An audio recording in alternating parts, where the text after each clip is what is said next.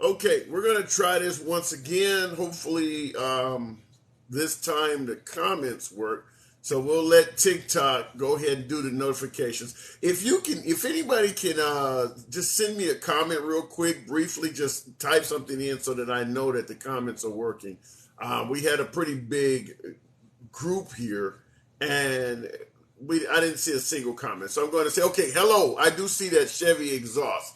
Love the name, by the way. Okay, so now that we know the comments are working, that is the question I'm asking as folks begin filtering back in. Are the January 6th hearings helping or hurting the former president, President Trump, number 45? And like I stated before, just because folks are not following these hearings do not mean they are not taking place.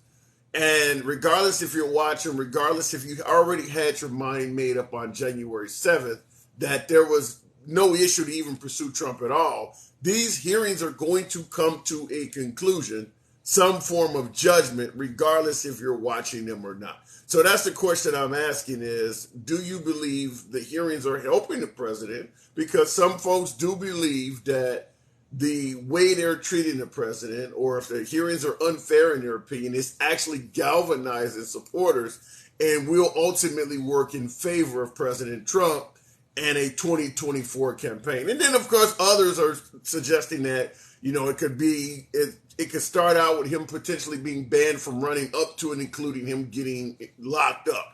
Your humble correspondent, yours truly, I don't think there's any chance in hell President Trump will ever be locked up. Looking at the comments, and they are finally coming in there, they are laying out a lot on Trump. Phoenix 013, I do agree. They're making quite a case against President Trump.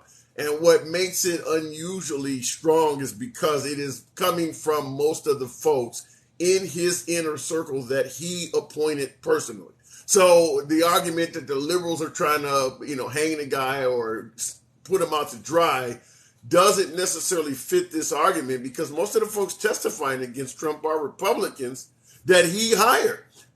Bernie Sanders, somebody said, I think it's a joke. It's all staged. Democrats are controlling everything. And see, J Mac, your comment goes against what I was just suggesting. By the way, folks, tap the screen, get your boy likes up. Got over 1,000 folks in here. Hopefully there's plenty of patriots, plenty of MAGA to go around. This is a MAGA-friendly room. I do not censor comments. Certainly not MAGA. MAGA is my preferred audience, despite my name, despite the fact that we may disagree. When you come on the box, you state your point, you will not be censored no matter what the hell you say.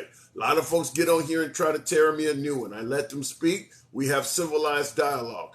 Only censor in this room is TikTok itself. Okay, looking at the comments real quick here. The hearings are the truth. He is a con artist. I agree that he will not be locked up because he has, and it looked like your comment got chopped off there, lady, but you're also agreeing that he won't be locked up.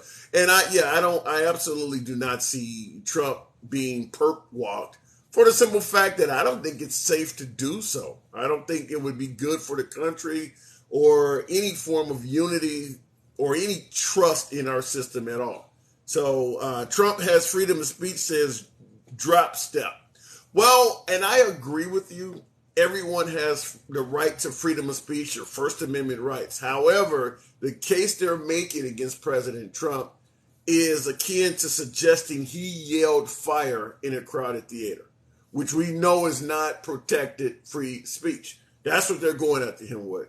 They block out some of the text messages. Pelosi and Schiff don't have to turn over any info. Ryan Warner, a lot of the Republicans are stifling subpoenas and not showing up too. So if you're suggesting that the left is not doing it, the right is not also. I mean, they look like they're going to get Steve Bannon now. But there's a lot of resistance on both sides, to be completely transparent, including President Trump. He's not answering a lot of questions either. So I get what you're saying about Pelosi and Schumer, but there is plenty of folks who are going mum to go around. And keep in mind, when Hillary Clinton and her emails were the big news a few years back, President Trump himself stated, if you plead the fifth, that means you have something to hide. Now that it's coming from his inner circle, apparently he's changed his tune on that. Okay, the box is open, and we're going to go ahead and start with may have spoken before, but let's make it happen. Same as impeachment hoax, says Ryan Warner. Okay, let's see what happens. Out of the Matrix, good evening. Hey, what's going on, man? None at all. What do you think? You think these hearings are helping or hurting the president? I don't think they're hurting him at all. I think, if anything, it's just emboldening his base to show up in mass, both in the midterms and when he runs in 2024. The problem with this committee is that you have two Republicans who a lot of people on the right would refer to as rhinos. I don't, because I think they're honestly just traditional Republicans. Um, But the problem is they had open animus prior to being on there. You have Nancy Pelosi, who dictated who would sit on there and represent the Republican side of the committee. You've never had that happen in the history of any hearing. Usually, the minority leader gets to determine who he wants to put on his side, and she completely dictated that. Okay. And then you have a whole host of issues with the way she's presenting partial truths, and it's people see through that at this point. So I don't What think it's going to hurt about him. and I get your point with Nancy Pelosi being in charge or being the one that orchestrated the hearing. It's never going to be viewed fairly from MAGA, and I totally understand that. But what about the idea that so many folks from Trump's inner circle are testifying against him? Now, Nancy Pelosi didn't make them do that. Why is that happening? Well, I think that they're obviously trying to, if especially with the lawyer, the White House Law Counsel. I genuinely think he knew that they were pushing the envelope, and he's covering his ass at this point. And who could blame him in What do this you mean situation? by what do you mean by pushing the envelope? They were very close. They were teetering on the line of being in the wrong in this situation with the way that they, you know, I wouldn't say that they crossed the line, but they walked the line, and they were very. Give me an example of how they came close. You said teetering on the line. Give me an example. Elaborate on what you're suggesting. So when President Trump asked everyone to head down and demonstrate peacefully, knowing full well how people's emotions were and how some people that are supporting him are not playing with a full deck of cards, I think that he very very came close to crossing the line. Much to your analogy of yelling fire in a crowded room, but per the First Amendment, I genuinely don't think he crossed the line. Was he irresponsible? Absolutely. I don't think anyone could argue that, but to the point of criminal intent that you can prove what he was thinking at that time, whether that was his intent or not, uh, good luck trying to, prove that in the court of Correct. law what somebody was Why thinking. do you? Why do you? What is your belief in regards to members of his inner circle suggesting that he would have been okay with Mike Pence being executed, whereas he apparently they're this is what they're claiming. We can talk about whether you believe it or not. And that's what I'm asking you is they're claiming that he said maybe Mike Pence deserves to be hung. What do you think of that? I don't know what to think of that, because it's genuinely, I mean, if you were to base that again on the court of law, that would be considered hearsay. Um, Right. Right. so, I mean, But I I mean, honestly, do you think they're making that up and lying about that? well, I don't know, because you had Ms. Hutchinson come and testify and give this. So here's my problem with that. The whole emergency hearing that they had, the news broke about Joe Biden's voicemail that was leaked off the Hunter Biden laptop in regards to him knowing about the Chinese business dealings that were taking place with his son. And immediately after that, now mind you, they had recessed the hearings for 2 weeks. They were all going back to their districts to campaign for the midterms. But as soon as that news broke, it seems to me like they wanted to steal the headlines, and they brought Ms. Hutchinson in to testify on that Tuesday. And as a result of that, it completely stole the media's attention, and they gave no oxygen to the fire that was burning and Joe Biden's improprieties with the son. And so you have that happen, and then you have the Secret Service come out within hours of her testimony saying she's full of BS, full of crap. And now, Well, not pretty.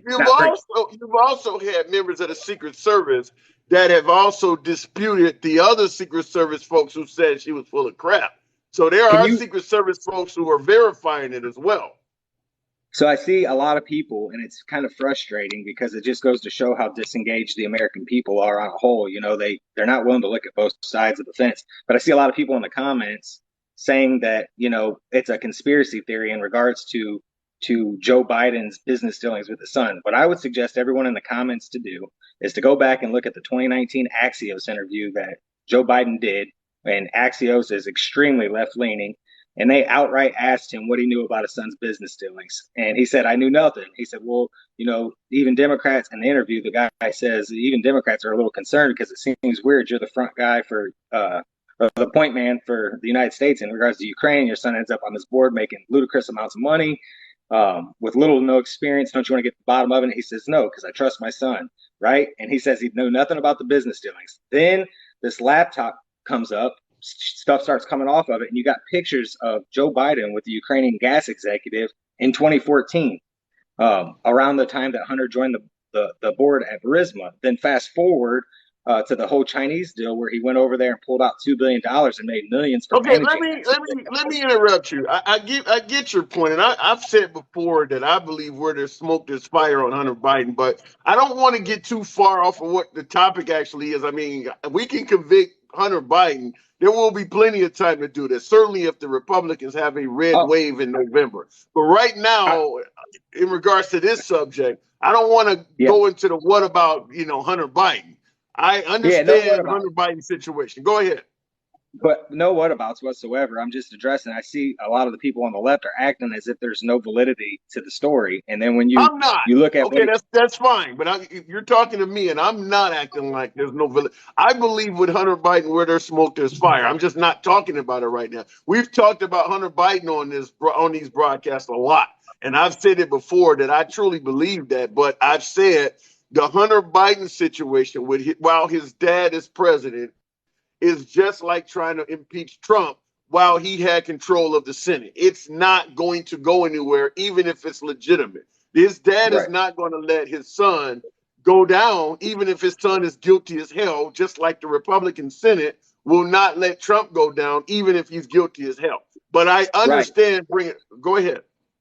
Yeah, right. But my whole thing is like I was able to call out George Bush as a Republican and Dick Cheney after we found out there weren't weapons of mass destruction. What I have a problem with is those on the left seem unwilling to cast or hold people on their side.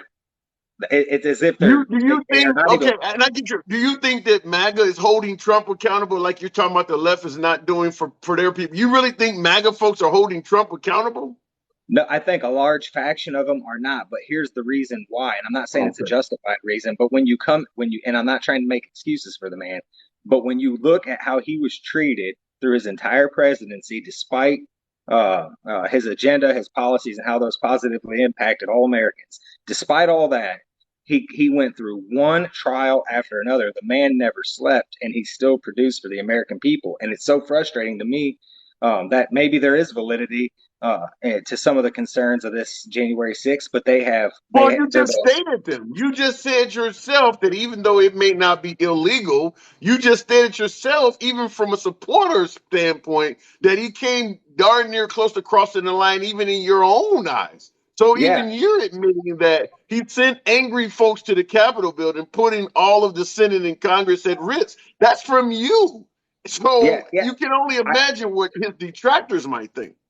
Yeah, no, I understand that completely. But for people who supported him through thick and thin, and we watched him just it was unbelievable. I think probably aside from President Trump, the only other president that got treated worse by the opposing party was President Obama in my lifetime. I've been around since Reagan. And I understand that. Let me say this in regards to Trump being treated real bad. When Trump was being mistreated, like from day one, because they came after him from day one, the MAGA folks, the Trump supporters, can clearly see Trump being mistreated. But when he was suggesting that the previous guy was born in Kenya and Pocahontas and all that, they were cheering that stuff on. Do you not feel that some of the anger towards Trump and going after him from day one might be how he treated the guy before him? You think that may have anything to do with it? Yeah, absolutely. That's probably my biggest critique of President Trump is that he didn't know when he already won to just shut up. It's like he would do these things that were amazing on behalf of the American people. And he would immediately overshadow that accomplishment with a tweet. And it gave, I think if anyone's being honest, the mainstream media largely are left leaning. It's obvious, Yeah, and who they I agree. contribute I their. agree. And so what he did, which was very frustrating as someone who supported him, as someone who actually, follows politics closely, was very frustrating for me to watch, was for him to have these massive accomplishments that the media would have been forced to cover otherwise, would end up getting stolen away and overshadowed by the fact that he could not pull a punch, Yeah, even when it was in his best interest to. And so yeah. it was frustrating, man, for me. But I guess to get to your point here, and maybe if you've got another caller, I'll let someone else have the microphone here. But I'll I give you the genuinely, last word. I'll let you wrap it up. Go ahead. yeah, I genuinely don't think that this is going to have a major impact in people showing up to support President Trump. Because at the end of the day, what we care about are the policies and how those impact our lives. And from a policy standpoint, he knocked it out of the park for us on every single front that he could. I wish he would have done a little bit more in the first 2 years while we had the control of Congress. He didn't. The same thing happened with Obama in those first 2 years when Democrats had control. But it happens. Overall, he produced, and I think that people would be pretty hard pressed if they were being honest with themselves to say they certainly Let weren't me ask you, prosperous. speaking of being okay, I'm gonna ask you this last question before I move it on. But in regards to being honest with yourself, you pointed out that Trump came really close to crossing the line and sent a bunch of angry folks, based on your own opinion, sent a bunch of very angry folks to the House and Senate while all of Senate, all of Congress, and the Vice President was there. Do you think he should be?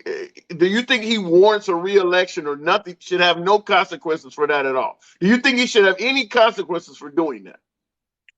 I think any validity that this committee had, and like I said, the points that they're trying to strike home are going to be very, very hard to prosecute on. He's got Right. a very big bank account and plenty of lawyers who will be able to point to precedent and law, and I think it would be very hard to keep him from ever being able to run for office. That being said, I think the Democrats, by the way that they acted and behaved for his 4 years in office, and where almost like the boy who cried wolf, every time they cried wolf with Mueller, with impeachment one, with impeachment two, right? And so now the time that they actually had something that could have probably changed the opinions of Americans on both sides. Why are you referring when you're bringing up the Democrats, but you do realize Mueller is a Republican? Yeah, Mueller was lost in the sauce. I watched it. I watched him come and testify after the report was released, and it was as if he didn't know nothing that was in the report. I mean, he looked about as riddled upstairs as Joe Biden currently does in regards to how engaged he was. I think he was somebody who had a very reputable reputation before, and he was just an empty suit. I mean, he was asked simple questions about what was supposed to be his own writing, and he just looked like the lights were on and nobody was home. I think that I didn't have a lot of. I read the report. I followed everything closely. And when he came there, like to me, it just took the oxygen out of anything that was in that report. And then when you know who was on it, who contributed to it, and then of course whether it was Lisa Page, Peter Straub, Jim Comey, any of these main characters in the story here, it was clear that they had bad intentions from the onset. So my point is this: is that because they went at every single turn to try to make a something out of nothing, is now that the time that they could have possibly persuaded Americans on both sides of the fence to maybe stand behind some of this January 6th stuff, they've lost their credibility because of how they conducted themselves for 4 years. All right, man. I appreciate you coming through. You're always welcome back. All right, thanks, man. Have a good day. Hey, you too. Absolutely. Now, like I said, it ain't always about whether now me and him obviously have a difference of opinion, but I make it clear this is a MAGA friendly conversation. That's who I generally prefer to talk to. Liberals are welcome, but I don't censor or block anybody's speech in here. That does not happen. I see someone, I can't pronounce the name, but said, I like that caller. Well, I like them too. Okay, going to the box. This is another name I cannot pronounce. Zoo something. I think everybody should Biden for low prices he's on. I love his sense of humor. Zoo, Hey, talk to me. what's Good going evening. on? So I voted for Trump Okay. only because it was different. It was something new, a little Fair bit enough. exciting. So I said, you know what? This is not your typical Republican. He's far out there. He's a New Yorker. He's loud, inexperienced, no military, no government experience, right? So I said, you know, Okay. let me go ahead. I'm a Bush baby, so I was Bush, Bush daddy, Bush, All right. all the Bushes. Um, Against my better judgment, I went ahead and voted for him. Hold on. In 2000, you talking about 2016, correct? Yes. Okay. Okay. 2020, what happened? Hang on, real quick. Give me a moment, please. All right. I'll be And right. folks, I'm trying to get my likes up, so feel free to tap that screen, help your boy out. So where my Patriots at? Tap the screen. That's all I'm asking for. It doesn't cost you shit. I'm gonna read the comments. Stop biting. You're not helping. I don't know what that. Trump made his country thrive. Look at it now, says Florida. Well, in regards to President I'm back. Biden Sorry about and his that. Go ahead. economy, I understand Biden's economy sucks, but when you say President Trump made the country thrive, remember, Biden was put in office to unite us. So clearly, why would you put Biden in to unite America if it wasn't incredibly divided? So, in terms of unity, the country was not thriving under Trump. Economically, yes. Zoo, good evening. Good evening. Sorry, I had to put everything on mute on my other side. Okay. So, anyways, longtime Republican. Trump, to me, he didn't improve anything. In fact, he was trying to boost the morale of America, because as you can know, we're in the slumps. You know, we are behind economically, or we're falling behind. I'm not saying we're behind, but we're falling behind. We're falling Okay. behind on education. Uh, I'm not going to say military. We're still strong, but we're other places. Our infrastructure. We're getting older. So Trump revitalized our spirits. I will say that. But he came into office promising the wall, promising to repeal Obamacare, promising a whole bunch of jobs, promising to protect Americans. And Okay. I'll give it to him. He has a voice. He's a loud mouth. Okay, so be it. But did But he was he protect? successful? But was he No, successful? no. Okay. He was not If you had to successful. give President Trump, considering you voted for him, if you had to give him a letter grade, A, B, C, D, or F, what would you render to the former president? It will be an F. Wow. He would be an F because Elaborate. Why do you think he deserves an F? Wow, that's pretty strong. he repealed policies that actually uh, hurt us. As a COVID, for instance, he repealed policies to protect us from an oncoming disease. He pretended as though it was fake. He pretended as though we don't need to worry. And look where we're at today. Because of his authority, he told us to brush it off, ignore it. It's a hoax. For a whole year, he said this. He And did. He is on video suggesting that COVID would just be gone by April, oh which yeah, was oh about no, he yep, less than 6 months after it was on the scene. He was saying it was going to go away. So he did say that. yep. And I think as a voter, I'm glad that I voted him out. I will never vote for him again. He's not coming back. I can guarantee you, the Republicans with a sane mind and heart, we will not vote for Trump again. Now you're going to have a lot of right wingers with a loud mouth saying they're going to vote for him, but he's not coming back. Let me ask you something, and it's interesting you say that Republicans are not going to vote for him. No. Because I had a show Them, last night and I brought mhm. up Chris Christie because Chris Christie was asked about the January 6th hearings and why Republicans are not changing their mind on Trump. And he suggested that they actually are, but he said that it's very similar to the polls in 2016 that predicted Hillary Clinton was going to easily beat Trump when it actually was the other way around. And his point was it was unpopular in 2016 to admit you liked Trump and was going to vote for him because he was so controversial. So he was indicating that folks were lying to the pollsters, thereby creating a skewed poll. And he's suggesting that that is now happening within the Republican Party because it is currently unpopular for Republicans to admit around other Republicans that they do not want Trump back. So when they're asked who do you want on the top at the top of the ticket, some of them saying that they want Trump back actually may be more truthfully like yourself. Does that sound like that may be possible to you? What he was suggesting? No, I don't. I don't think so. Mm-mm. Okay. No matter what I say, you're gonna always like the people in the chat. You can vote for Trump all you want. He just won't win. The majority of us know what we got when we got him. Does that make sense? We got what we had and we didn't like what we had. So we voted him out. And people they have that hope, let's have that loudmouth, craziness in the office. I don't think people realize that it was once not like that.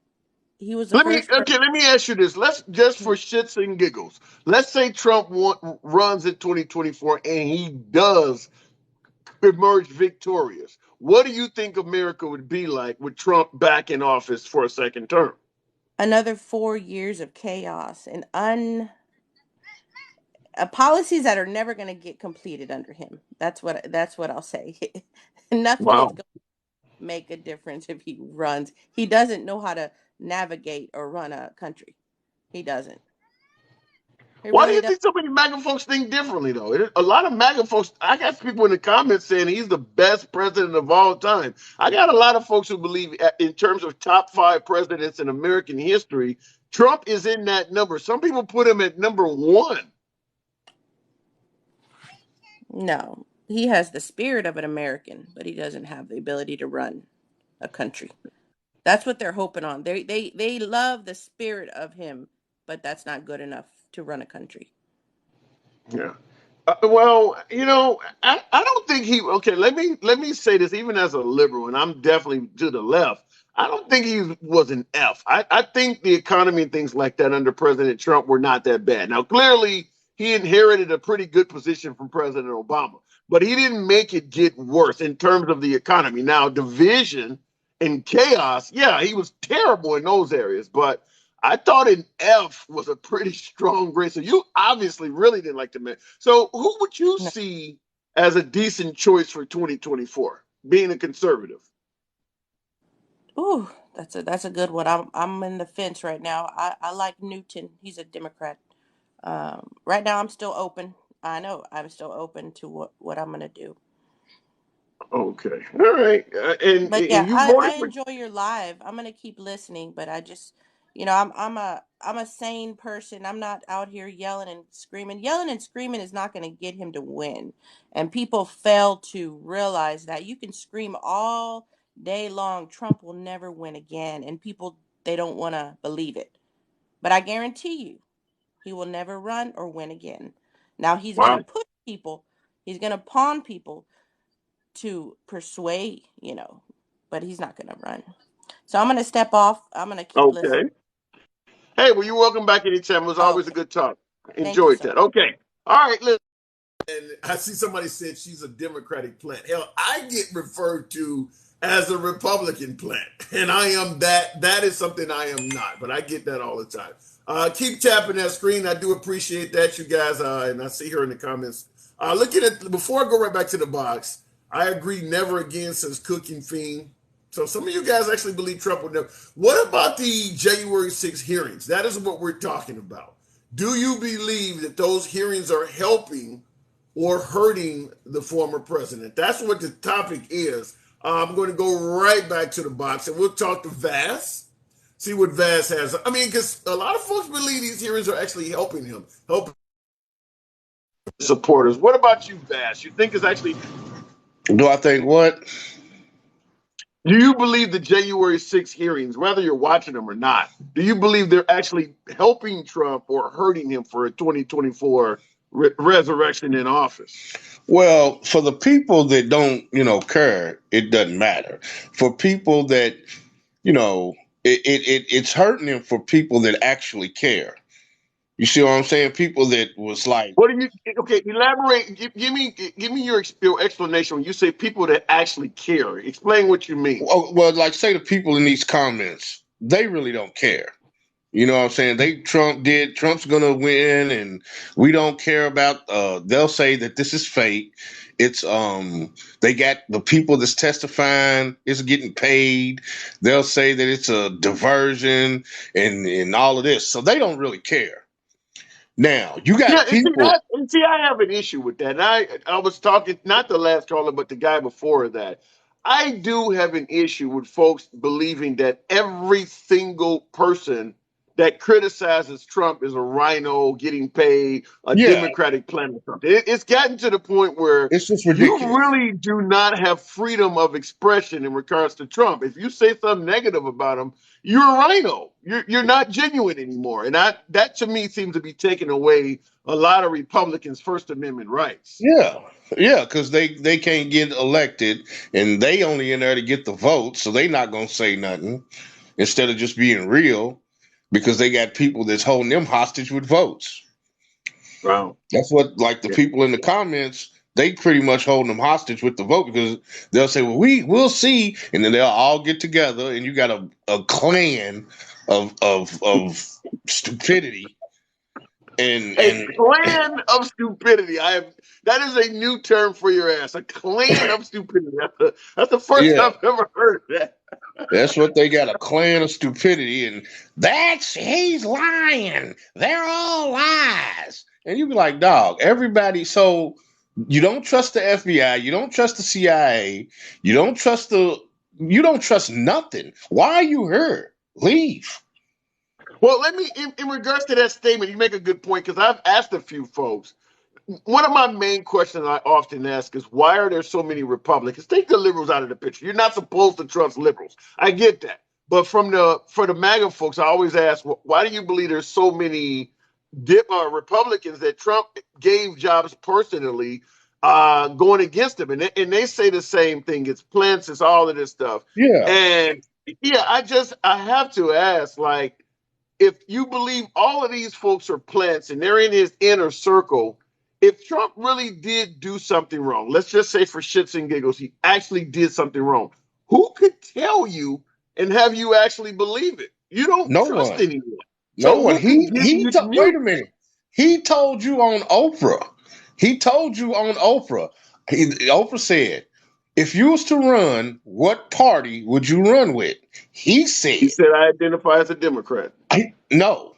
He said I would probably run as a Republican because I could go in the street and shoot a man and they wouldn't care. No, He I said, think you're crossing eras. I don't know. I'd have to look that up, but yes, I'm this is pretty sure going he back. told Oprah. This He is told going Oprah back. he told Oprah I identify as a Democrat. You're saying he told Oprah also he could go and shoot someone? Yes, this was on her show back in the day. Okay, I heard to shoot someone in the middle of Fifth Avenue comment, but that was closer to his presidency. What he told No, that was on Oprah was Oprah. back He in said no, yeah. no. He said that What on. he told Oprah was back in 1986. He said I identify as a Democrat. To shoot somebody in Fifth Avenue comment came decades later. If I'm correct, No, maybe I'm wrong. homie. Now I'm gonna tell you what he was wearing. I remember what he was wearing. He had on a beige suit and everything. He was sitting on the couch. I remember like it was yesterday. Okay, Oprah said, all "So right. if you was to identify," and this is what she asked. She said, you gonna run for it?" He said, "No." He said, "I never run for that." He said, "I don't want." He said, "He don't even want to do it." And then she's like, "Well, what would you identify as if you did?" Because he never really said what party he was with. He said, Right. I'd identify as a Republican." But you can Okay. look it up, though. Yeah, you Yeah, got me curious because I thought that the two comments you're saying, if I was correct, I thought to shoot someone in the middle of Fifth Avenue was said around 2015, 2016, but I identify as a Democrat comment was 1986. But maybe I'm wrong. nah, So, but yeah. you do believe that the hearings, for those who are actually watching, as you said, those who actually care, you do believe they're hurting him. Yeah. Yeah. You know what they call borderline voters, people that's not, they Republicans, they not conservative. They just a Republican. And so they might, they gonna look at everything. They like, look, we not with all this. The thing about Trump, here's the thing about Trump. Trump could have went in that office, sat in there, followed the script, just went with everything because he inherited a nice economy. Everything was going good. He could have came in there, shut his mouth. He would have he'd have pardoned Lil Wayne and Kodak Black. All the black people would have went and voted for him then. He could have did all that. But Yeah. then he couldn't help himself. He had to start opening his mouth, telling everybody about how the police is just, they don't trust the police, like they the shit, they some golden angels, like they don't lie. And then he just started putting himself in shit that for real he shouldn't even been talking about. What do you mean what do you think he put himself in that he shouldn't have been talking about though? Colin Kaepernick with the football, all of that was stupid. Because Well, for one, he saw there's that no. as a measure to strengthen himself with his base. It actually did strengthen him with his base, but it actually But it was stupid pissed because off a now lot we of the folks on the other realize. side. But here's the thing. Remember what I said. He could have pardoned Lil Wayne. He could have pardoned Kodak. He would have got all the black votes, right? Now, Okay. after seeing what you did, we realize what you really are. It doesn't even matter about that because now we know, you just doing that because now you at the end of you doing that at the end, thinking we're gonna vote for you. But don't forget, we already remember what you said back here, which is with Colin. I think that. But here's the thing. What about the idea that we had a pretty good economy under Trump? Would that make for you forgiving any of that stuff? It's not. He didn't. But if he did something, show me what he did. He just didn't mess it up. That's it. You had the blueprint. Okay, let's go with that point. If I give you a 57 Chevy when you turn 18 and it's in brand new condition, and then when you turn 22 4 years later it's still in brand new condition, wouldn't you get credit for maintaining it even though you got it brand new? In 4 years later it still looks great. Wouldn't you deserve credit for that other than just saying, well, you got it brand new anyway? I mean, the fact is, if he kept the economy in good condition, regardless of how he inherited it, he could have tore it up. Shouldn't he get credit for that? I mean, he kind of, he kind of did, these, like, I'm for real. You got corporations, they setting world record profits right now. Right now, they setting world record profits. Okay, so I'm gonna ask you the question I asked the previous caller. If you had to give President Trump a letter grade, what would you give him? I'd give him probably like a. Take your time. You're about to say C. I heard a C coming out of there. I say C minus. He's right there at the D. He's at the door with a D. Okay, I mean, now, do you typically lean left? Nah, I like. Let me. I liked. Let me think who I liked. Did you vote for Obama? No. You voted for McCain or Romney? Romney. Okay, so you did. Okay, so you definitely don't lean left. You picked Romney over Obama for a second term. Yeah, I like Romney, man. I liked him, man. 2016. Obama started doing stuff. Did you pick Hillary or Trump? Oh yeah, Hillary. Oh, you are all over the map. Yeah, because it depends. It depends. Like Hillary knows the game, and that's the thing about Hillary. Hillary knows the game in the world. You know what I'm saying? Like, she knows how it's chess, not checkers. And she knows that part. Even with the situation over there in Africa, which they, you know what I'm saying, like how they said she had a boy in him killed because he was probably ready to change the whole game anyway, so they had him killed. Well, let me ask you. I got to move it on, but I want to ask you a question before you go, and I'm gonna ask the audience this as well. I understand a lot of my audience is right, MAGA. That's fine. You're welcome here. But if you only had one or two choices, these are only two choices you can have, and nobody and all. Just give me one of these two names. If you had a choice for president between Biden or Hillary Clinton, who do you believe would be a better president to run this country? Just from those two choices, Biden or Hillary Clinton. You don't want to answer, don't answer. But Biden or Hillary Clinton, who do you think would be a better commander-in-chief? Hillary. Okay. I'm looking at the comments. I think most folks do believe Hillary Clinton. Wow. It's interesting. Because Hillary knows, man, she's nobody's fool. She ain't nobody's fool. And if you won't get snaked, she gonna get snaked. And that's what you kind of need. Like, the Democrats, man, they don't know how to bite back. They keep wanting to extend the hand. Man, fuck that. The hands is off. The gloves is off, man. Well, McConnell did that. they did impeach the man twice. How much fighting back do you expect them to do?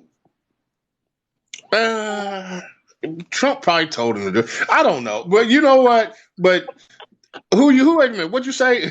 Wait a minute. I mean, they impeached the man twice. The Democrats have been fighting back constantly. He just keep escaping. Well. Wait a minute. Them impeachments. They tried. I guess. I don't. Some of it. It's not like you can charge. You can't charge him. You saying that he didn't as much as they could. Yeah, but they saying he didn't act the way a the impeachment is like he just his conduct was bad. It's not like he really did anything. You just don't like the way he acts. Which, okay. But at the same time, motherfuckers don't like how I act. Okay. But at the same time, I'm not going to jeopardize. At the same time, I'm not going to jeopardize anybody or you know what I'm saying, make them feel a certain kind of way. All right. Fair enough. All right, man, I got to move it on. Appreciate you coming through as usual. All right. I don't know what happened at the end, but I want to just real quick, because I'm always curious. I love being proven wrong. Discourse. Generally from Maga, generally from folks on the other side. I always like when folks can show me or tell me something and open my eyes, let me know when I'm wrong, whether it's the Durham Report, 2000 Mules. I always like hearing other stuff. I don't agree with all of that, but I like to hear it. I like to watch it. Well, we talked about Trump in that conversation with Oprah. 3 minutes. I got the 3-minute clip. I'm really curious to hear what he said. So I'm going to play this and then I'll go right to the box. Major U.S. newspapers last year criticizing U.S. foreign policy. What would you do differently, Donald? I'd make our allies, forgetting about the enemies you can't talk to so easily. I'd make our allies pay their fair share. We're a debtor nation. Something's going to happen over the next number of years with this country because you can't keep going on losing $200 billion. And yet we let Japan come in and dump everything right into our markets and everything. It's not free trade. If you ever go to Japan right now and try to sell something, forget about it, Oprah. Just forget about it. It's almost impossible. They don't have laws against it. They just make it impossible. They come over here, they sell their cars, their VCRs, they knock the hell out of our companies. And, hey, I have tremendous respect for the Japanese people. I mean, you can respect somebody that's beating the hell out of you, but they are beating the hell out of this country. Kuwait, they live like kings. The poorest person in Kuwait, they live like kings. And yet they're not paying. We make it possible for them to sell their oil. Why aren't they paying us 25% of what they're making? It's a joke. This sounds like political presidential talk to me. And I know people have talked to you about whether or not you want to run. Would you ever? Probably not.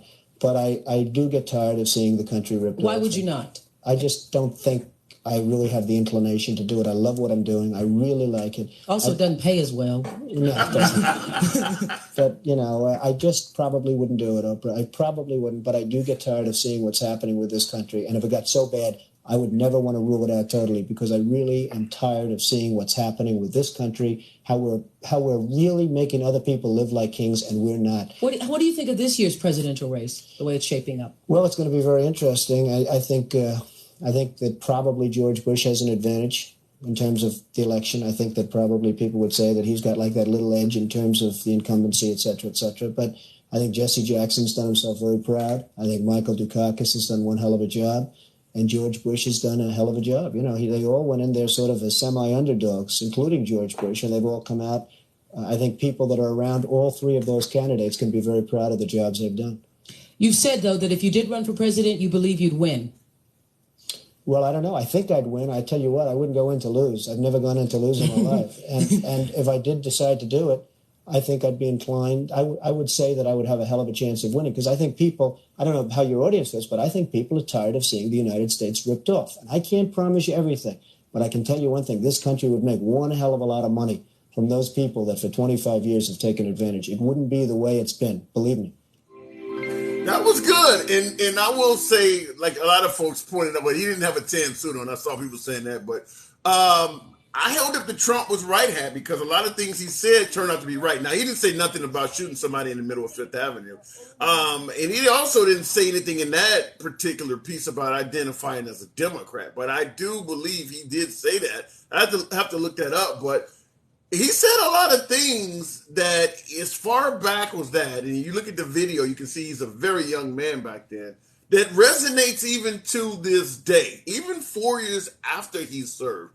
So, being a liberal, I'm not going to say I'm any kind of Trump fan at all. But I have to point out when the man is saying shit that he's almost like prophesizing to some degree. Now, in the video, he was going after Japan.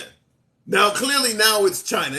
And back in those days, the Japanese did have a lot of cars and a lot of effect on the American economy. Similar to how China is today. So I will suggest that, if you could take the rhetoric, the tweets, and certainly January 6th away from Trump, even as a liberal, I would say he would probably be a pretty good president on paper. Take away the tweets, take away the chaos and divisive comments, and certainly what happened on January 6th. And he would certainly be working on a second term right now. The guy says a lot of shit that comes true. I'm just going to say that. All right, going back to the box. And I don't want to sound like I'm holding Trump's nuts, because I'm not. But, I mean, you just listen to what was said. Particular. Okay, Miss Goddess, good evening. Hey, long time, Ron. Hey, what's up? It's been a little minute, but I'm back. Oh, good to have you back. Okay, do you think January 6th, that's what we're talking about, do you believe January 6th hearings are helping or hurting the president? Definitely hurting him. Definitely. How so? And I see folks saying, yes, you are. I'm not holding the president's nuts. Oh, my God, you guys are comical. But give me your spiel on how you believe that the hearings are hurting. What do you, in what way? Well, the truths are coming out. No one is telling lies. Everyone that Well, what about the problem that even if what's coming out is truthful, a large portion of America don't believe it. I mean, in fact, there are, when it comes to MAGA, I would say there's an overwhelming percentage of MAGA that are not going to trust anything that come out of the hearings. I don't care if they say right now the hearing is starting at 9 a.m. A lot of MAGAs not even going to trust the time they give them. They just are not going to trust anything. So when you say it's hurting them, I mean, I'm assuming you're talking about folks that are not MAGA, right? As far as what? As far as the hearings hurting them. I mean, there's so many folks that do not believe anything coming out of the hearing. Right. How can you? Okay, so how do you believe it's hurting them if with so many people not even believing what they're presenting? Okay, well, first of all, for all the ones that don't believe it, y'all are delusional.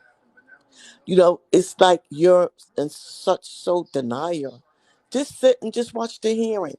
But never mind, because they're going to still they're not going to watch the hearing because they believe go ahead.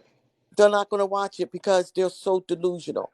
But the sad thing is, not just the hearing, but just the way how with the Roe versus Wade and other things, people just fed up. A lot of suburban women and a lot of the young generation, they're going to vote blue. They're going to vote blue. Well, but Roe versus, I mean, we're talking about the hearings. Roe versus Wade clearly has nothing I just do that in there. We're talking about the hearing. Okay. And yes, it's going to hurt them because more people that I'm going to say that's not delusional, they're going to just vote blue. Just like the one lady that was on here. She said that she was a Republican. Now, after all what's been going on, and that's a better point to make, is that there are Republicans. I understand the liberals are not going to support Trump. They never would. That's not their job. But there appears to be at least a growing number of Republican anguish with the president. Because make no mistake about it, you can talk about Nancy Pelosi and Chuck Trump. Liz Cheney is not a Democrat. Neither is Adam Kinzinger. I understand you guys are calling him a rhino, but he has never ran as a Democrat or a liberal neither one of them in their entire lives. So I do agree with you, Ms. Goddess, from that standpoint, that there are some, I guess you call them moderate Republicans that are not MAGA. Republicans, conservatives that support the principle and not just Trump. Right. I mean, like like we have the freedom to vote how we want to vote. Now, Right. my vote, when I vote based on the person that I feel as though that can do the job better, not based on whether red or blue. But and that's how you should vote. But when you look at comment, okay, because Yeah. like Garrett, what is it? Garrett in the comments said Liz Cheney is definitely a Democrat. Based on No, what? no, She sided with Trump no. in his policies 95% of the time. Liz Cheney is a Democrat based on what? If you Hmm. went and asked the Republicans, is Liz Cheney a Democrat on November 4th, the day the election was held, 4 years after Trump's been in office, no one would have said that. So yeah, that's crazy. But go ahead, Ms. Goddess. Yeah. So I think I believe I put some clarity as far as to answer your question. Is the hearing hurting or helping? Yeah. It's hurting. Right. I mean, like, it's just so many facts. It's too many to name. Everyone that gets on that panel. Matter of fact, it was this guy, and he was part of the January the 6th. did you hear him? He completely Oh turned yeah, you're against talking about Trump. today they had the Proud Boys and the Oath Keepers on it. You're talking about those Exactly. guys that I Exactly. did see that. Yeah, I watched it. Exactly. So I mean, like even though like a lot of people was there January 6th, a lot of them Right. now it's like they wish that they were never there. Well, obviously, because some of them are still in jail, and then like the guy you're Yeah, talking about today, he stated he's lost his job. everything. He lost a lot. So yeah, I would agree that many of them wish they were not there. And make no mistake about it, they went there on January 6th, which is only 2 months and 2 days after the election was held. There is no way on January 6th that there was enough evidence to believe Trump won by a landslide. You may have watched Mike Lindell and the Cyber Symposium, or you may have watched 2000 Mules, and now you may feel like the election was taken from Trump. But on Hmm. January 6th, there was no evidence. There was nowhere near enough evidence to make that decision for all those folks to be out there. Yeah, I don't see how they could have believed on January 6th that he right. had won by a landslide based on the evidence that had been presented at that time. It just looked like they were blindly following him and taking his word Hmm. that he Hmm. won. Yeah, And they put their yeah. entire careers, finances, and freedom on the line to do so. Everything. It's sad. So I have a question. How do you feel? Like, how do you feel? I don't know the last time. Like I'm always like, go to jail, go to jail. You like it's not gonna happen. Like, You know something in regard, I've been watching a lot of the hearings, and like I always say, I try to give an unbiased, fair opinion, no matter who the question is about. I've made it clear. I believe there's issues with Hunter Biden that are legitimate to complain about. I've said the same thing about Hillary Clinton. So when it comes to judging Trump, I'm just being fair about it. I will say it like this: if I was sitting watching that hearing and it was about a foreign leader, whether it's, let's say it's the leader of Zimbabwe or the Congo or somebody who I have mhm. no clue who that is. So I'm just Right, simply right. watching the hearing and watching the evidence being presented. And I'm seeing them bringing forward members of his own Hmm. administration Hmm. saying all this horrible stuff about him. I Hmm. would come to the conclusion that he's probably a bad guy and that the shit is legitimate. Now, Hmm. most of the folks in America are making their opinion not necessarily based on what's being presented, but based on whether they love Trump or hate Trump. They're ignoring all of the evidence. If you love Trump, you're going to go with him being innocent. If you hate him, you're going to go with him being guilty. But if you really sit there and look at the evidence, just take any drug dealer or any criminal that's in court and imagine their own personal lieutenants coming forward every single day Hmm. saying, I helped this guy kill this guy, or I helped him move these drugs. You're going to convict that guy all day, every day. And that's kind of what they're doing with Trump on this hearing. Well, I mean, that's just like all across the world. They are Yeah. watching. The Well, whole world but is see, watching. yeah, but see, like for instance, I'll give what is this? No More Mask. I like the name. No More Mask 2020. So it's pretty obvious how he felt about the mask mandates. But No More Mask 2020 says there is no evidence. Let me make it clear. Do you realize how many folks are sitting in prison right now for the rest of their life based on eyewitness testimony, not evidence, based on what folks have said, their own inner circle, snitches and things like that? That's what we're talking about here. Not necessarily evidence, but all of the folks, They say credible the folks, same by the way. thing.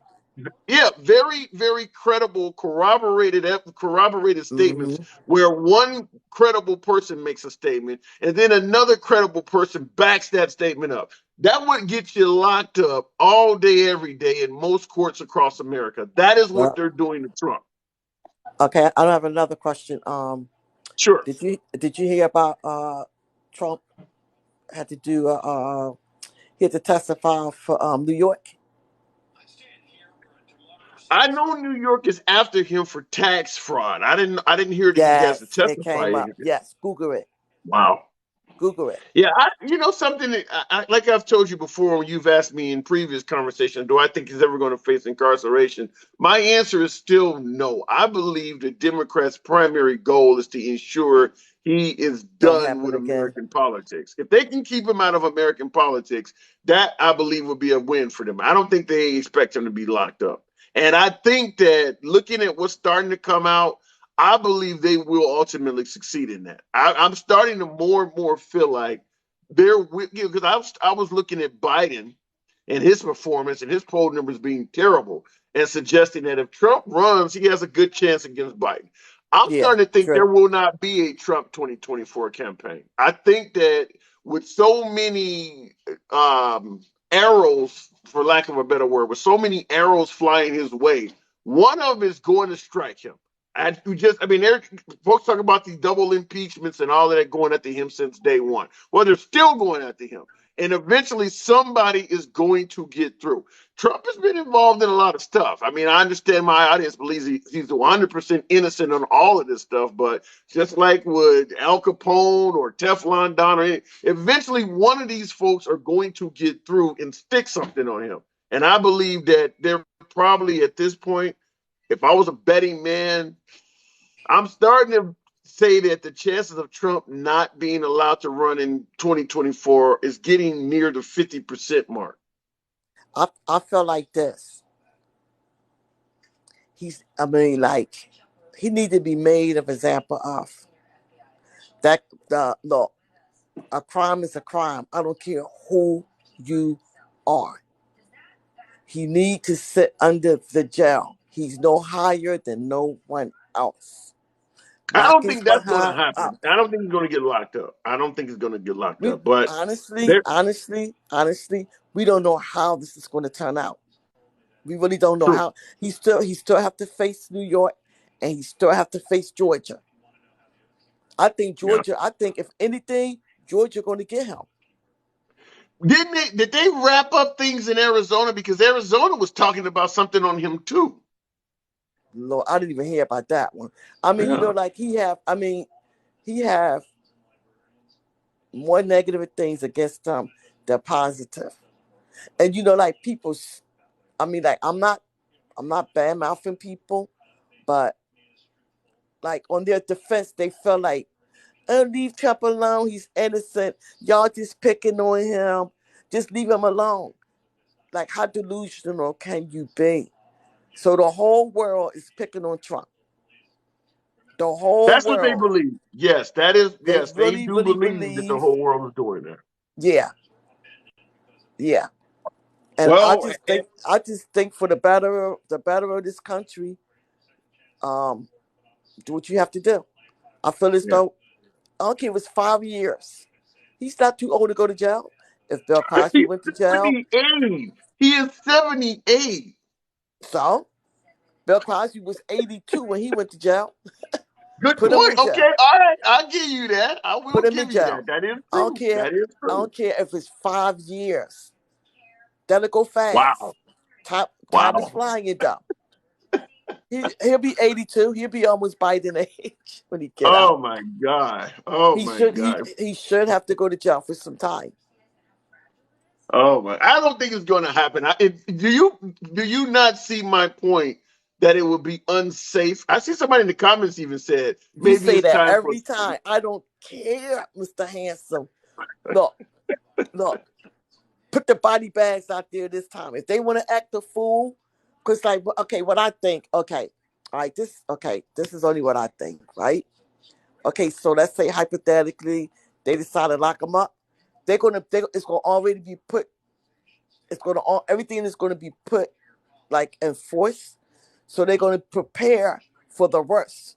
For all the people that want to lose their lives, y'all go ahead, because the next time ain't gonna be no next time. They're not gonna just let y'all just storm the Capitol or just let y'all just go berserk and crazy. I really believe that they're gonna lock all y'all up, and there's gonna be a lot of body bags the next time. It's not gonna be a second time around. And you think that America would be better off with a situation like that happening? If people go crazy, look at January Wow! 6th. Can't nothing be no worse than January the 6th. Wow! That was the That's worst. that's strong language. Wow. Well, let's It, hope it it don't get is, that but way. That's strong language. it's very strong language. But what I'm saying okay, you said that, you know, if we go to jail, you know, that could be a real big problem with the Trump supporters. And, you're saying that, basically like they'll fight back or whatever. So if they want to fight back, if they want to fight with fire, they just have to get burnt. Wow. All right, I got to move it on. You don't depress the hell out of me, but it's always good I talking didn't to mean to do you. that, Mr. Handsome. Oh my God, I girl, probably you depressed a lot crazy. of Let's people in there. Look, a lot go. of probably saying yay. The other one's probably trying to they're going to my page. It's private and I watch everyone I want to get in. I love talking to you. Gotta go. Me Oh too. my God. Bye, Catch Mr. you later. I think I clipped her at the end. But like I said, folks, I don't stifle free speech. I understand some of you guys disagree with her, particularly my beloved Maga audience. That's fine. I do not block folks. If you come on here and whatever the hell you got to say, you will be allowed to say it. Before I go to the next comment, or the box, rather, I just want to read some comments. Nobody cares about January 6th. They care more about inflation and prices. That's not necessarily true. A lot of folks, particularly in Washington, certainly the Senate and Congress, keep in mind, a lot of those folks in the Capitol building that day thought that they may die. So when you say nobody cares about that, my guess is, even though it's unpopular to say it out loud, there are some folks secretly or quietly hoping that Trump faces a little bit more justice than you might think, because some of them believe he almost got them killed there that day. So when you say nobody cares, some of them folks that are serving in the Capitol building, some of the Capitol Police that are testifying that they can no longer hold down a position as a police officer, or that they've suffered permanent damage. Some of them are claiming they got PTSD and all of that from what happened that day. The guy who shot Ashley Babbitt, for instance, I'm assuming it's probably not safe for him to go walking around the public. I'm sure that if folks know who that guy is, the African American guy that shot Ashley Babbitt, he's probably receiving death threats. You're going to tell me those folks don't care about what happened there that day? Maybe you don't care. Maybe your neighbor don't care, but that affected a lot of people. So we'll see what happens. Going back to the box, though. It was, what's the name? Can't think is left. Goddess. That was a wild conversation. Okay. I just tried to bring on somebody, and apparently it froze. Okay, can you hear me? I can't hear you. Can you hear me? Yeah, unfortunately, I don't see you, so it may affect the broadcast. I've had this happen before, and the screen went black on callers. So we'll Okay. see what happens. But Well, do you believe the January 6th hearings are helping or hurting the president? I would. And you mean the former president, correct? Yes. Okay. I just got to clarify that. I don't think it's actually making a difference, and I'll tell you why. Because today at work, I was watching the January 6th hearings, and I seen one of the coworkers. She's left. She's liberal leading, and she's like, they're still talking about that, and I'm like, yeah, and she's like, I mean, we know what happened. I mean, everyone knows what it was, and everyone's pretty much, I believe, I could be wrong, but they've made up their mind. Either they think it was a tour or a peaceful protest, or they believe it was a day of terror and it was a day of tarnish. Well, So, here's what I don't get. Regardless if you think the evidence is faulty or you think it's a witch hunt on the president, how could anyone in July of 2022 still believe that what happened there that day was peaceful? That to me should be indisputable at this point. I understand there were plenty of folks on the lawn that just came there to exercise their First Amendment rights. Even some of the folks that went in the building didn't do anything, but the overall protest itself was violent. I mean, yeah, you got a bunch of folks going heave ho and trying to crush the Capitol Police. So, right. yeah, anybody who believes it was peaceful, they're just being disingenuous. But go ahead, Well, I continue. had a live yesterday, and the guy was basically telling me that those were FBI agents, those were Antifa, those are Biden supporters. Somehow, we wanted to overturn our own election. I don't get that, but Antifa wanted to overturn their own election. So I would just answer your question by saying, really, people decided what they're going to decide. They're either going to be with Trump or they're going to be against Trump. And at this point, they're feeding the more information to the people who have already got their mind made up, just to kind of drill it down, if you see what I'm saying. But Just to here's another point. I'm seeing, and I heard what you said.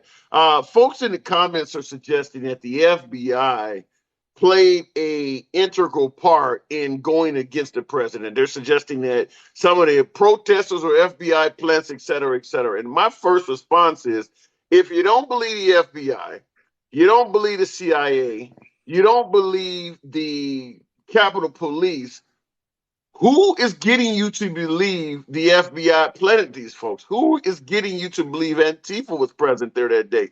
Where are you getting your information from? Because clearly you weren't. If you were not there and you believe these things, who are you believing over the FBI, CIA, Capitol Police, and all of them? What's making you believe that other source? Because even folks who were not there have an opinion on what happened. And I'm just when you hear these wild opinions like that, such as Antifa was the one that was agitating or Black Lives Matter was there, my first question is, who told you that, and why do you believe that person over uh the FBI?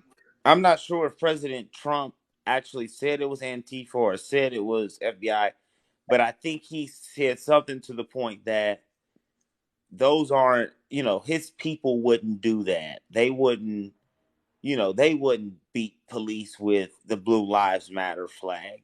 That's not them. So I think that may be where they're getting it from. I've never heard him, say that. But the problem is, anybody who believes that has to realize he wasn't there. He wasn't there that day either. He told them, "Go to the Capitol building, and I will go with you." Now, if you Yeah. believe the hearing, he did try to go. But regardless of whatever you believe, he wasn't there at the Capitol building. So when he says those are not my people, how does he know he wasn't there? Does he recognize every single MAGA in America? So even his word would have to be taken with a grain of salt on that. I'll because I'm not gonna keep you long. I'll say this first. Well, I'll say first because for what you had said earlier, I agree with the guy who said Hillary Clinton would be better than Joe Biden. I've always told you, made that joke that Hillary Clinton was that student that you had the science fair at the end of the year, and she was working on it on the first day, and just getting it all together. And when the science fair came, the guy who did it the night before, Donald Trump, ended up winning the science fair. That's what it really that's what it really seems like to me. And when I seen that video of him with Oprah, he looks very presidential. And Trump, you're right. If he would have just kept his mouth shut and kept his ego under check and wasn't so blatantly, in my opinion, racist, he would have had a chance. But unfortunately, that's not him. That's not the type of person he is. I'll talk to you later. Catch you later. Hey, end it for me because I. So I'm going to ask that you go ahead and X yourself out. Appreciate you coming through. All right. And I certainly agree. When you look at Trump's performance on paper, he deserved a second term. And that is why throughout Trump's term, and even now, a lot of his supporters, my MAGA folks, their common statement is pay attention to what he does, not what he says, which is also them admitting he says a lot of bullshit. For you to see the good in Trump, you need to ignore the bullshit and pay attention to what he does. That comes from MAGA. Pay attention to what he does, not what he says. Or, you can't ignore some mean tweets. Or, I'd love to have some dollar gas and some mean tweets. Even the MAGA folks admit the shit he was saying was horrible for him, horrible for his presidency. Take away the tweets, take away the microphone from the guy entirely, and obviously January 6th, and he's serving a second term with most of America behind his back supporting him. It's not what he did while he was in office. He was an effective president. He was a good president. It's the extracurricular shit that he enjoyed doing because he was enjoying the energy from his rallies. Get up there and yell Pocahontas, and the crowd is going wild. They got on Pocahontas t-shirts and all of that shit. None of that has a damn thing to do with running the country. He just was reveling in the aura, the way you guys are treating him. It made him feel great, and I understand that. I can understand having millions of people, treating you like you're God. But at the end of the day, none of that is helping run the nation. Pocahontas doesn't further America one bit at all. It's just you just enjoying talking shit about the girl. All right, going back to the box. Awakening America. We talked get you on here, so I'm definitely happy to hear you back on here again. Awakening. What's Good up, evening. man? How are you? Well, first None of at all. I do want to say you're probably one of the best people that I've ever spoken to that can have a level-headed conversation. So kudos to you and to all your supporters. Damn, I'm honored. Wow, appreciate that. I like that. Thank you. So, what do you think? January 6th, helping or hurting them?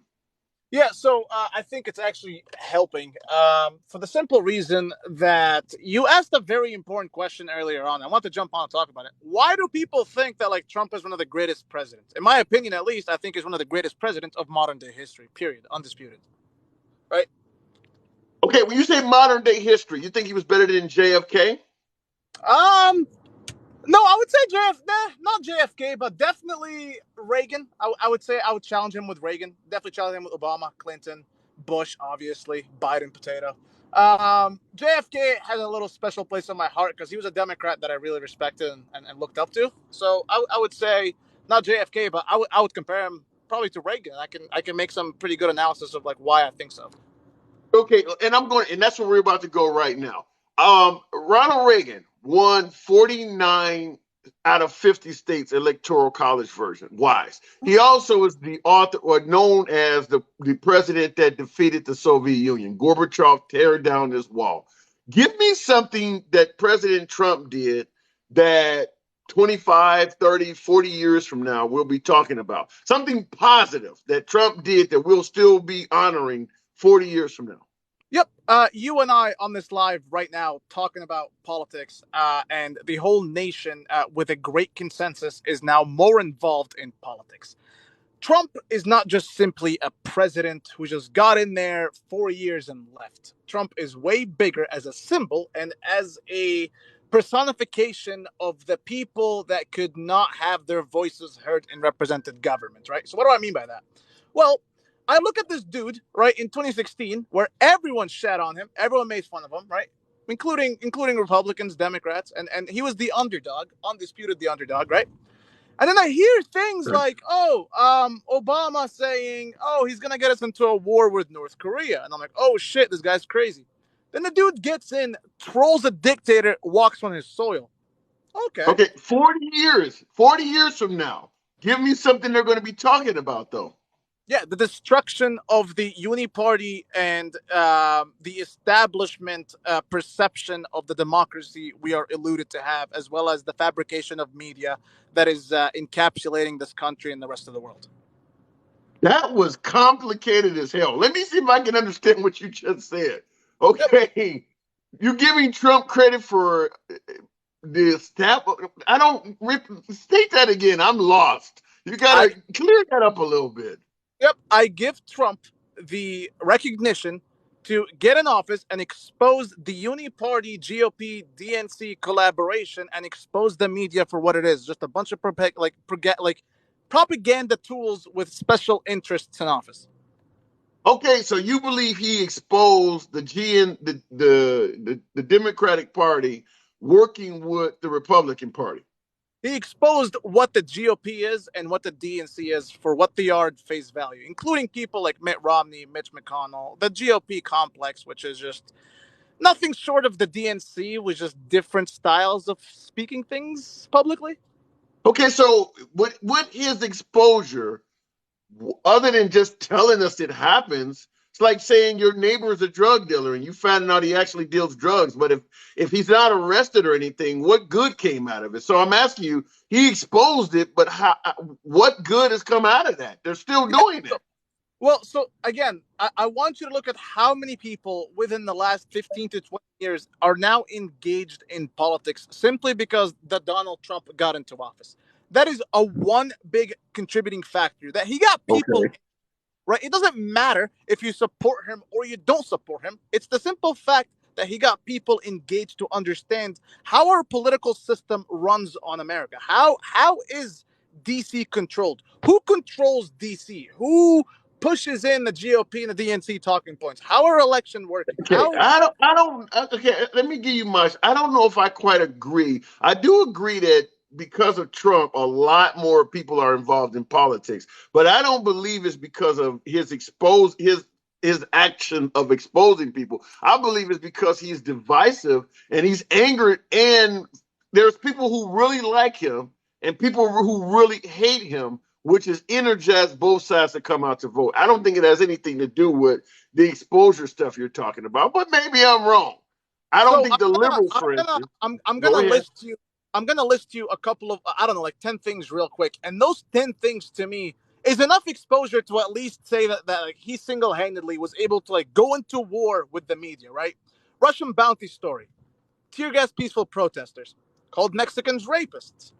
Vaccine is not gonna come out in a year. Nuclear war, World War III, kids in cages, impeachment 1 and 2, obviously. So many things that are just absolute lies. And to me, I'm like, how can the whole media complex and DC, including Republicans, try to get rid of one dude? It's one orange man bad. That's crazy, man. That to me. How could, okay, let me give it to you this way. Let's say you work at a factory and you're sitting there at your station working and you see a guy come in off the street in a suit and he tells your boss right in front of you, if you hire me, I will come in here and drain the swamp. I'll point out all the lazy employees. I'll name names and help you get rid of everybody. You would have to assume that if your boss hires this guy, he's going to get a lot of resistance in that factory because he's promised to come in there and essentially be an office snitch. That's what Trump promised if he got elected, is that now us voters, we want transparency. We want them held responsible. But you got to understand why the Senate and Congress and folks went after him. He came in saying, I'm going to be an office snitch. I'm going to drain the swamp, and came in there insulting everybody. So when you suggest, well, you had trouble from day one, seemed like you, and that's not even taking into consideration all of the birther shit he was doing before he even got elected. But you would have to understand why he would have trouble from day one, right? Well, Trump as a personality and a TV star and a billionaire. I remember vividly Mac Miller writing songs about him. I remember Obama saying, "I wish my kids turn out to be like Donald Trump because he's the American dream." I remember pretty much all of Hollywood supported this dude. And well, Trump was also at Hillary Clinton's wedding. People changed. Trump said he identifies as a Democrat. Trump said you don't need assault rifles. People change. They evolve. Sure, they changed when they announced they're running as a Republican. I don't know about that. Well, Trump announced he was running as a Republican with a history of saying, I identify as a Democrat. Keep in mind, and this is something I always say, I'll let you continue, but keep in mind, a lot of folks are pointing to all of these Republicans that have an issue with Trump as a rhino.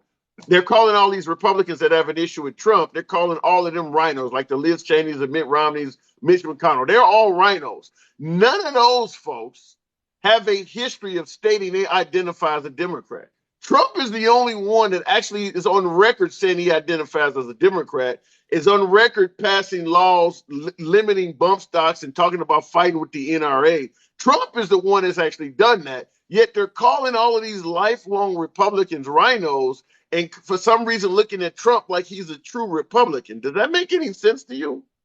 Well, I'm not even a Republican. In fact, I think the Republican Party is garbage.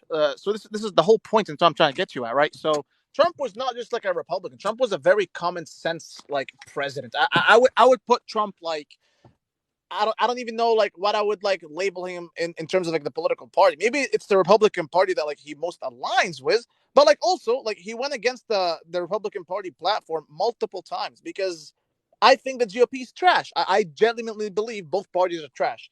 Um, but like the thing is though, you have to realize that like back in the day when Trump identified as a Democrat, the Democratic Party back in the day is not what the Democratic Party is right now, right? And a lot of people are making shifts and switches, and it's not the same Democratic Party about 20 years ago. What's very important to notice is how Trump spoke in front of, back in the day when he used to do like interviews with what's her name? What's her name?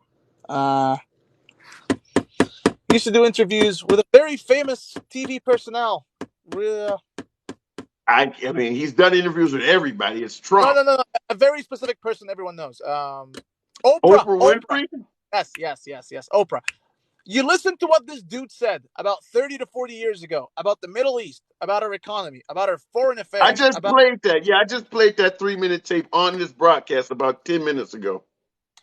He hasn't really changed from his economic policies, man. Like he's still 100%. And we covered that. We said exactly what you're saying is that his policies. Only difference was he was attacking Japan, and now it's China. But yeah, when he talked to Oprah, it sounded like a 2016 campaign speech, even though it was back in the 80s or whatever. Yeah, I agree with that. Now, does Trump has an ego? Absolutely. Has he said some fucked up shit? Absolutely. Has he done mistakes? Absolutely. Right? But that does not discredit the fact that when I look at Trump, it's not about like that Donald Trump, the person. It's about what he was able to say on a public stage, for example, like asking NATO to pay their fair share. That's a big deal. That's a big ask. Him calling out exactly what would happen to Germany and have people laugh at him. And then right now, Germany and Britain are crying because of the low gas supply that Russia imposed. What about the notion that he sent armed people to the Capitol building knowing they were armed? Do you take any drawback from that? Wait, what are you talking about? I don't think Trump wanted anyone with guns there. The January 6th hearings are suggesting that the Secret Service could see folks in the audience with guns, and that they told Trump, and Trump knew that those folks are armed when he sent them to the Capitol building and stated, "They're not here to kill me." No, that's not true. That first of all, this is why I said like this whole January 6th is just garbage, right? I would love to see some witness testimony. You know what? Bring Trump or bring someone like Steve Bannon on there who just got his executive privilege or the presidential privilege revoked, so he can actually. What about Jim Barr going on there? Jim Barr had plenty of privilege and plenty of access to Trump, and he's validating a lot of the stuff against Trump. What about Attorney General Jim Barr? I would need to look specifically what he says, but the fact that is a fact of reality that Trump did not tell people to bring guns to the Capitol. Trump also, no, that ain't what I'm saying. That's not what I'm saying. He told the folks, go to the Capitol building and I will march there with you. And what I'm saying is that the Secret Service told him some of these people are armed, and he stated they're not here to kill me. And he was down with having them go to the Capitol building, not telling them to be armed, but knowing that they had brought arms with them. Well, what do you think of that? Yeah, so like, quote unquote, like, is this like hearsay? Like, is this like in a message? This is what they're testifying under oath. Well, yeah. So did the person that like testified under oath that they tried to grab the steering wheel, right? So the reason why all the people are protected is because like it's all like hearsay, and they're protected through like this is what we heard, or this is what we're testifying. This is like on behalf of like remembering, right? So they can get away from like all like the quote unquote like oath. It's very like politically like motivated, but like. I look at this and I just ask a simple question. Did Trump incite an insurrection? That is the most basic question. January 6th was a dark day. In your opinion, answering your question, did Trump incite an insurrection? In your opinion, what would he have had to do for you to say he qualifies as inciting an insurrection? Yeah, tell people to go attack our capital or actually ask for the overthrowment of the government.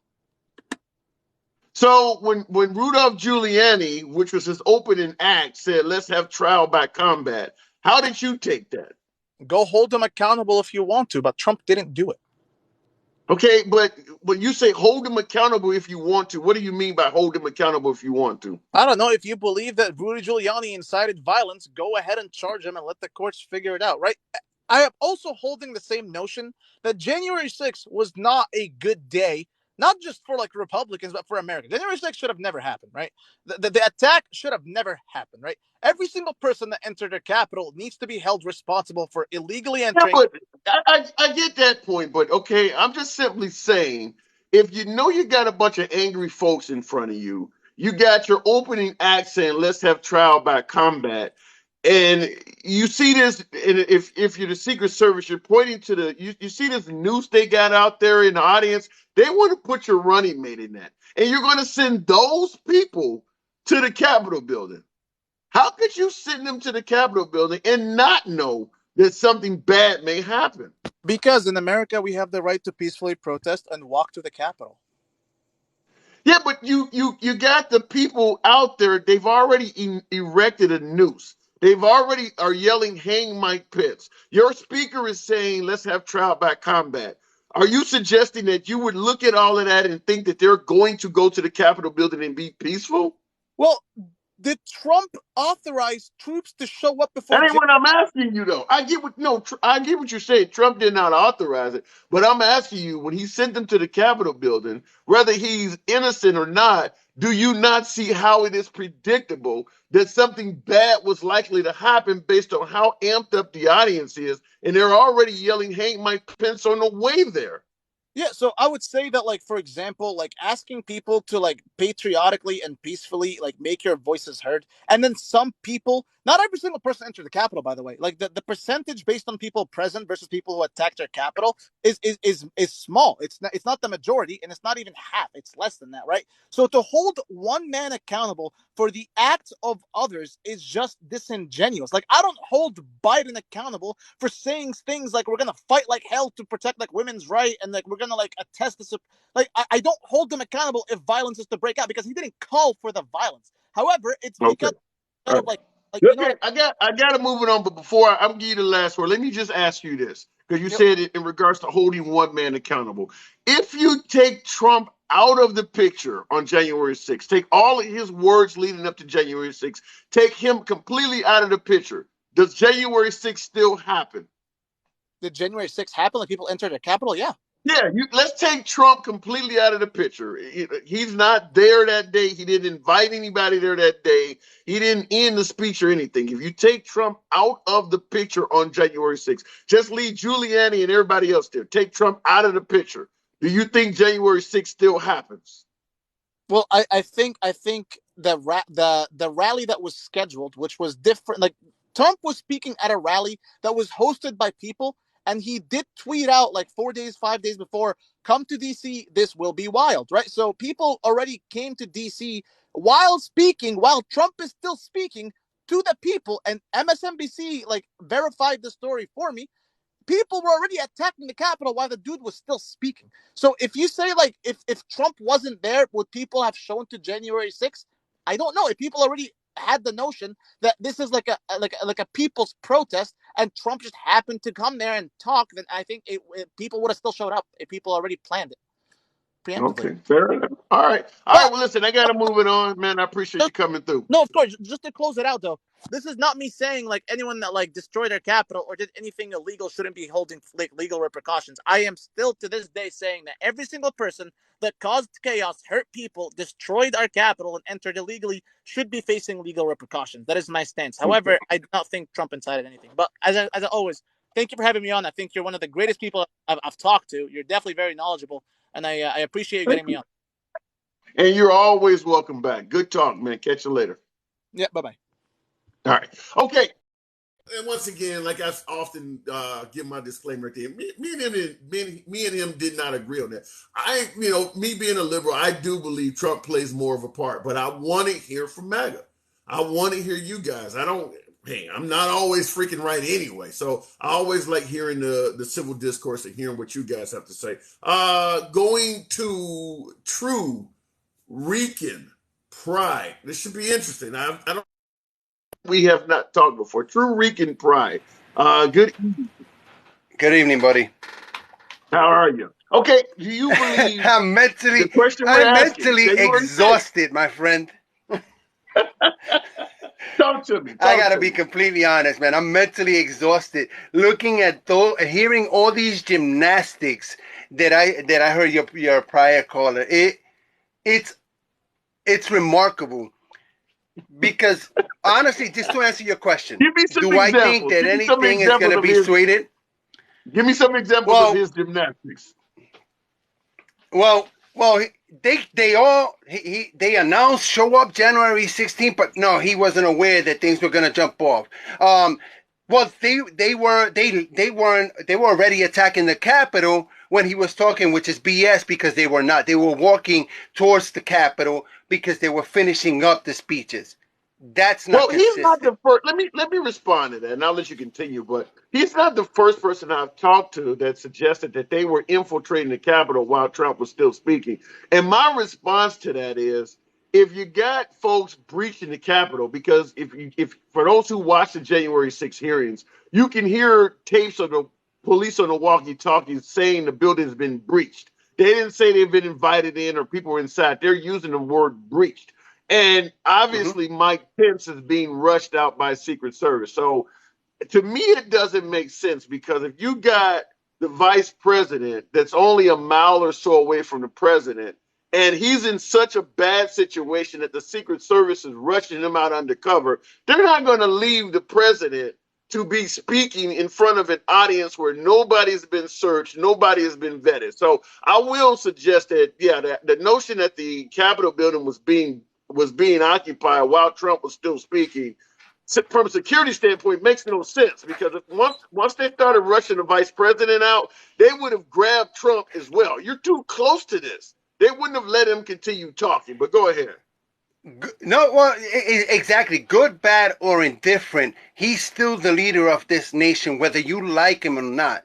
So you're not going to have him exposed to danger anyway. So it's just the gymnastics that I see to justify a position as if they're the only ones who saw these things happening. Has anybody heard of this term plausible deniability?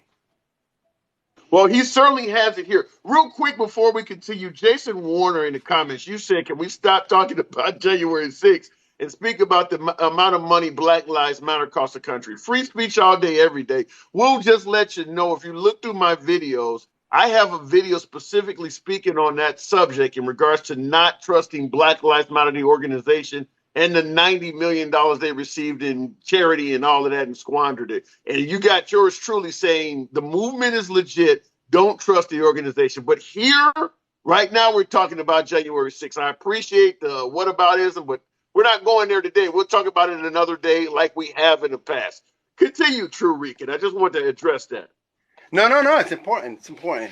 And the other part of the answer that he gave you when you asked him, what is Donald Trump gonna be remembered for? That was interesting. And I find that maddening because he says, he got everybody civically involved. So what you're saying is that a scumbag can unite people because you don't like him or you like him. So that in itself is it's what you consider historical. Someone that created such a toxic environment in this country that even families don't communicate with each other. That's what you Yeah. consider a real good mark in history, something that, no, he's going to be recognized for the same thing that he's recognized for. And as far as January 6th, brother, if you're going to have very few Republican persuadable voters who may see these hearings and quite possibly be persuaded to say, you know what, this is not something that I want to repeat of. He ran as a Republican. He doesn't represent our party. We are not about this. You know, Do I I've see a said lot of people before, doing that? I don't. But what I want to warn people about is the following. People think okay, that they're going to stray away from Trump. Let's keep in mind this. Hillary Clinton won the popular vote. He got less votes, but when he ran against Biden, he got more votes the second time around. And what we kept hearing was that people in the Republican Party were so outraged, but yet in the second time he ran, he got more support. He lost, but he got more support.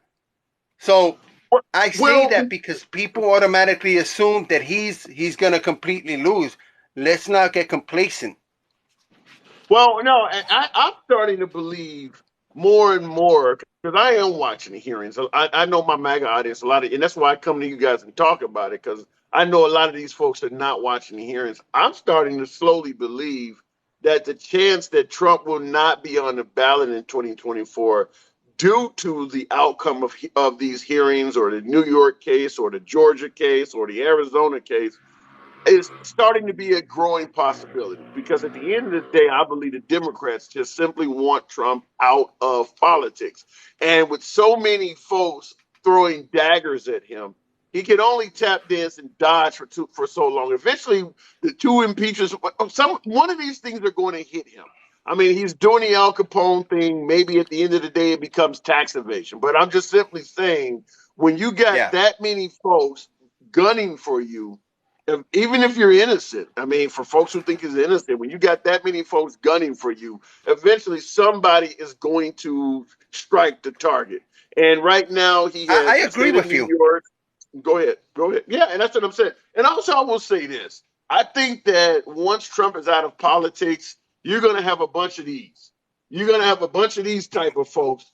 A lot of folks that were Mm-hmm. in his administration that are fearful for their jobs, fearful for their lives right now, are going to start writing books and saying a bunch of negative stuff about him. You're already looking at the January 6th hearings. I understand my audience believes they're all rhinos, they're all corrupt, they're all bought and paid for, but there is a lot of them that are coming forward that are Republicans, many of them appointed by Trump himself.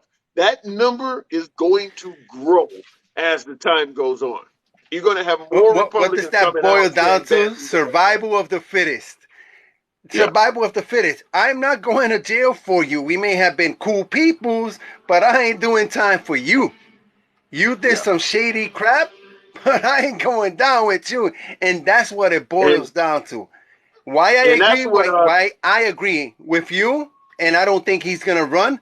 He hasn't declared, and he won't declare because it is a money manufacturing process he has right now. Why would he?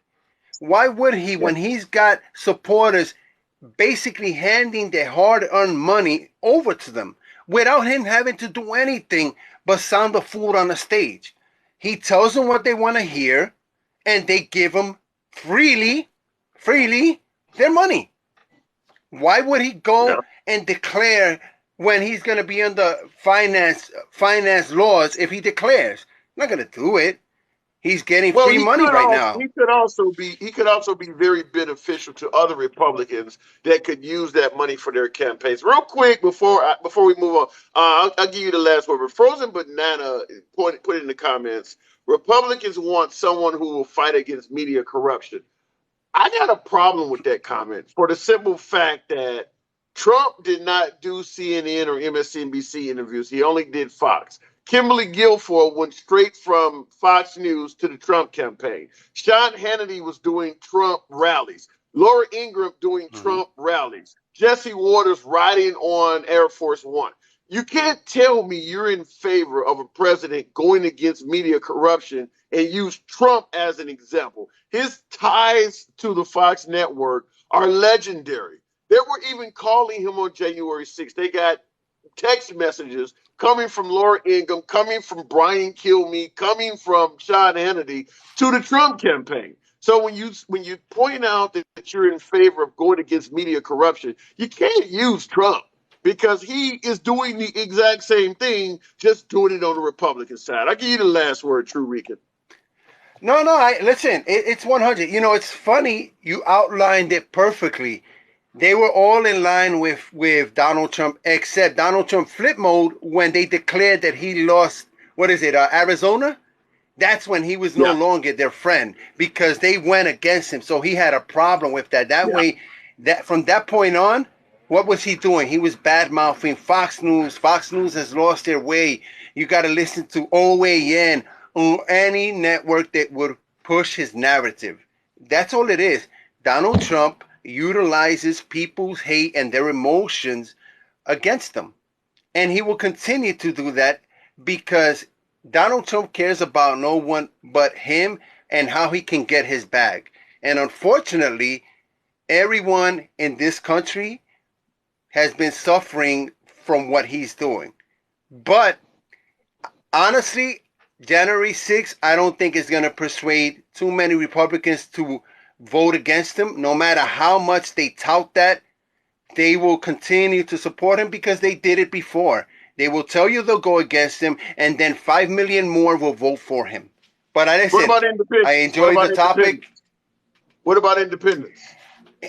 Independence, listen, respectfully to independence, and I've said this, at this time, with this Republican Party, I can see in the past where you have an independent party because you may see things that you like about the Republican Party. But at this point, I'm a little confused about the independents because what do you exactly see in the Republican Party that you like to keep you in the middle? They see the economy, the gas prices, the inflation that Trump was giving them, and they see what Biden is doing. That's what they like. I got to move it on, though, man. Appreciate you coming through. Let me say one thing. One of the things that I said was this. If Donald Trump indeed cares so much about them, why is it that the one thing that he left lingering is the tax cuts were permanent for the rich and for the middle class and working class, it was temporary? And I thank you for your time, my friend. Appreciate it. Always good to hear from you. Appreciate it. Good talk, man. Catch you later. Looking at and like I said, folks, what I was trying to point out, because somebody talked about Trump exposing the media. If you look at Trump and his dealings with Fox and you don't have a problem with that, you're biased in favor of Trump. There is no way in hell you're going to tell me if Anderson Cooper or Andrew Cuomo were regularly taking cell phone calls from Obama. One of them is riding around on Air Force One. Another one leaves the CNN channel and joins the Obama campaign, that you would not be calling out that bullshit. So if you're going to pretend like what Trump was doing with Fox News is not a problem, but you're pointing out liberal media and liberal bias, then you're being incredibly biased, because I'm here to agree that CNN, and particularly MSNBC, is in the tank for liberals. But when you look at how deeply connected the Fox News network is to the Trump campaign, I mean, they're actually doing fucking commercials with the guy. You're going to point out CNN being in the liberal camp, but you're going to ignore Sean Hannity actually on stage at rallies? Laura Ingraham actually text messaging the guy, but you're going to point out that CNN and MSNBC is biased. That is bias in favor of Trump. Like I say always, I like being able to call a spade, call a strike, no matter who's at bat. I point out nefarious activity from liberals all the time. But I don't always get that in return when I'm talking to the other side. And if you ignore Trump in their connection, the Trump campaign's connection to Fox News, but you want to point out media bias, you're not calling a strike a strike. You're not calling a spade a spade. You're only calling strikes when the opposing team is up to bat. Going back to the box, modern colonizer. All right. This, yeah, again, you are wrong. Rep 83 one day. We got to talk one day, man. I know you always disagree with me. That's fine. But one of these days, you got to holler at your boy. I don't know if you got enough to get in live, but I would love to have you on the program. I understand you're strong, MAGA. You totally don't agree with the host at all. That is fine. One of these days, get your likes up or your request to come in the box. Be your priority. Modern colonizer. Good afternoon or good evening. Good evening. How are you doing? Hey, what's up? Oh, not much. I've only been able to watch you for about 10-minute segments here and there. I know what the topic is for the most part. I have not been watching the January 6th hearings. I've been working, so Okay. uh, I also think everybody has already got their opinion. Not going to be swayed either way by what I agree with they're that. saying. I agree with that. And sort of what you had a caller on about an hour and a half ago was talking about, good luck proving the intent. Intent's, I'm not a legal scholar, but I think intent is going to be the key factor in holding him accountable for anything. And I think we all know there was a little intent there. I don't think he was like, hey, burn the damn thing down. I think there's a Right. lot of rhetoric that's getting pushed a little bit far from the left, but he's not completely, hands clean either.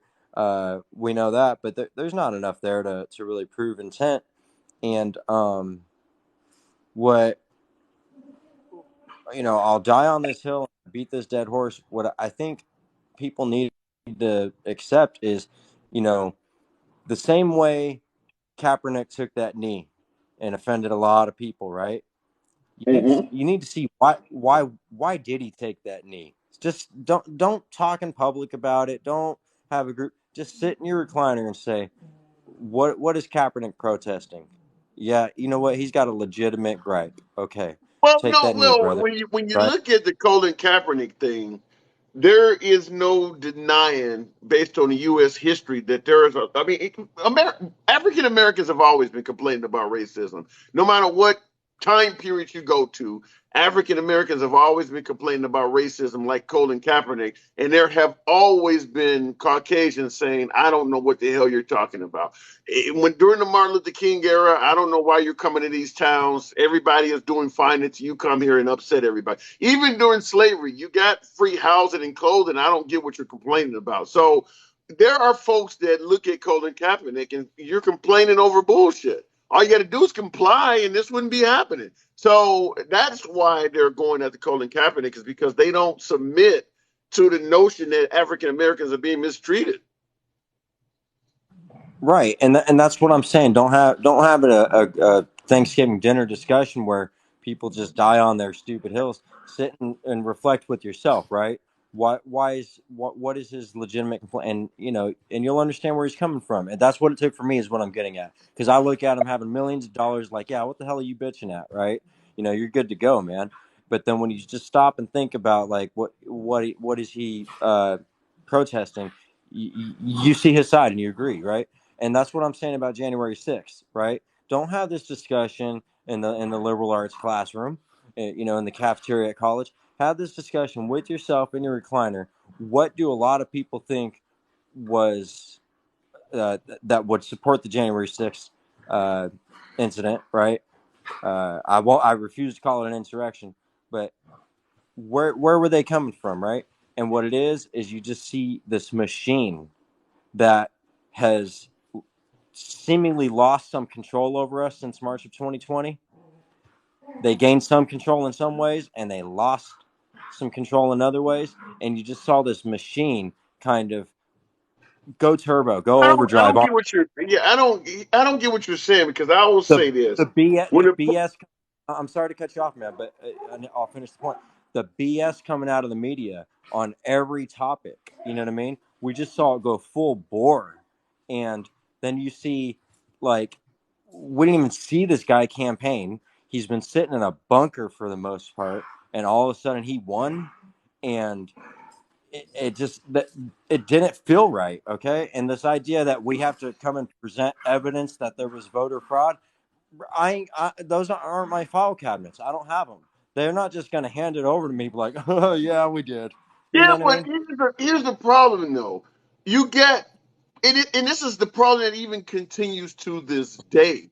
You got too many Republicans that even owe their jobs and careers to Trump that are suggesting that he is lying. So even if you look at Biden in his basement and you're wondering how could he have possibly won, you have to ask the question, why are so many Republican campaign officials saying Trump lost? Now, whatever argument, whatever response you get to that, it goes the same way with January 6th. Why are so many Republicans saying that he's responsible for what happened there? Why is it so many people that he appointed? We're not talking Liz Cheney's or people who were already there, lifelong, folks who need term limits. We're talking about people that he appointed, said they were great people, gave them their jobs. Those folks have now been around Trump, and they're suggesting this man is a crook. This man is lying. These aren't liberals. These are his appointees. Why are there so many of those folks? I mean, that's a fair point. That's a great. Yeah, and that's all I'm saying is that at what point do we start taking and listening to folks from your inner circle talking about you? How many of these folks do we have to dismiss as rhinos and liars? The only reason they're there is because you brought them into Washington. So what is it about you as president that's making your own appointees keep saying over and over again that you're a crook? What's causing that to happen? Did I lose you? Okay, I don't know what happened. And looking at in the comments, Ani Hanzo, you're saying maybe because he wanted to drain the swamp. If you want to talk about Mitch McConnell, Mitt Romney, or somebody like that, and you say that they're the swamp, we can have that debate. I'm talking about new folks who did not have a job when Trump took office, and now they have a job because Trump appointed them to a position, and they're on stage testifying this man is a crook. These aren't swamp creatures. These are your appointees. You ran on a campaign that you were going to drain the swamp, not appoint swamp creatures. So that argument of draining the swamp doesn't work in this case because a lot of the folks testifying against him are people that he brought into the White House. He brought into his administration. And you go from, well, they're not swamp creatures to they're paid off or they're Democratic plants. Then you need to be better at vetting people. Why is it that so many people that you personally appointed can easily be bought off? No matter how you turn the Rubik's Cube, the color is going to land on when do you hold him accountable.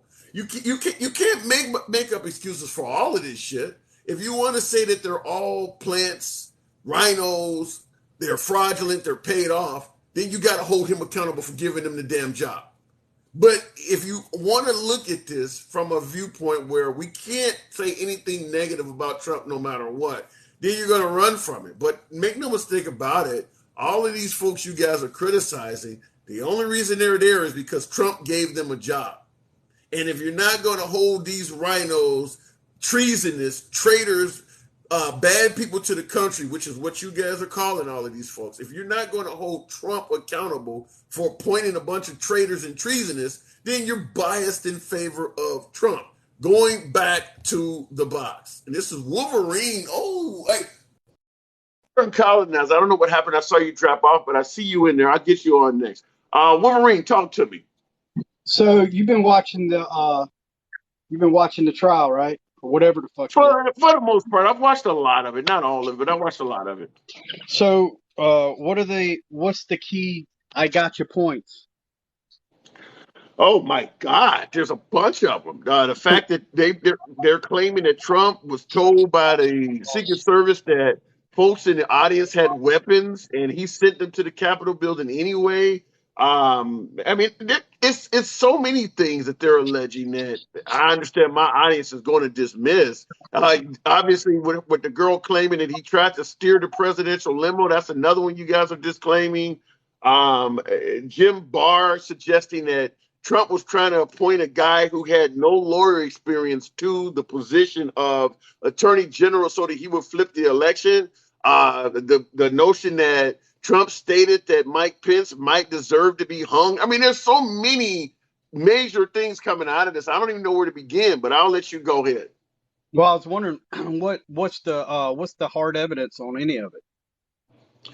You know, that's a good question. I don't know in terms of how much hard evidence they could present, because the only thing you're going to assume you're going to accept as hard evidence is actually a videotape of Trump saying it. And I would suggest to you that most trials in America, most guilty verdicts in America don't come with that kind of evidence. It's usually through eyewitness testimony and things like what they're presenting now. But when you say what's the hard evidence, you want actual video of the words coming out of his mouth. You're not going to get that in most cases on anything.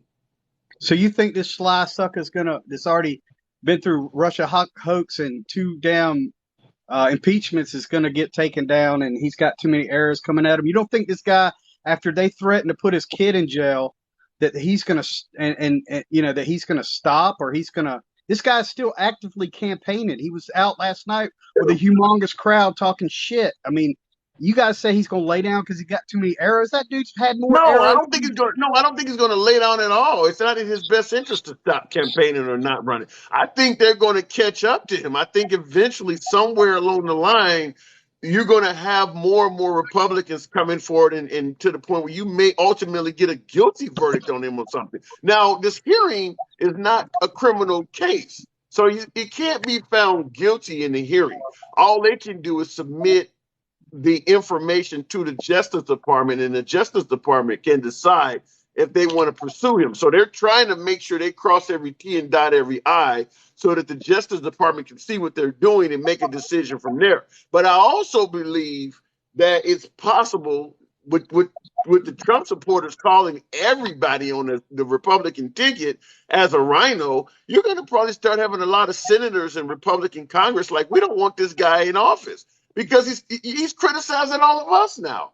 Every single Republican that has talked about January 6th is now a rhino. So you have to realize, if you're a Republican senator or a Republican congressperson, Trump will throw you under the bus and refer to you as a rhino in a moment's notice. So even from the Republican side, a lot of them are like, I don't want this guy in charge of the party. He'll throw me under the bus at the sign of anything. Well, what other guy, like, when you're associated with Trump in politics, you're toxic, and the thing is that why though? Why are you toxic when you associate with Trump? Trump was toxic from the day he said he was going to run for president. Before that, everybody's giving him hugs. But why? I don't know. Why was Jesse Jackson and Reverend Al Sharpton like his best friend, and Oprah Winfrey and all these people that now want to kill him? The View loved him.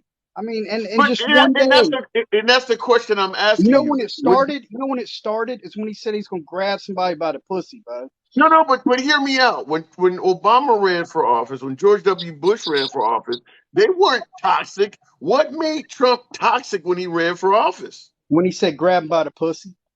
It's way more in depth than that. You don't think the birther movement? I don't think so, because I think all those feminists, all these crazy purple-haired feminists running around the streets talking about killing babies, bro. That is the worst thing you could say to these amped up white people that are all out in the streets and the wormy boys.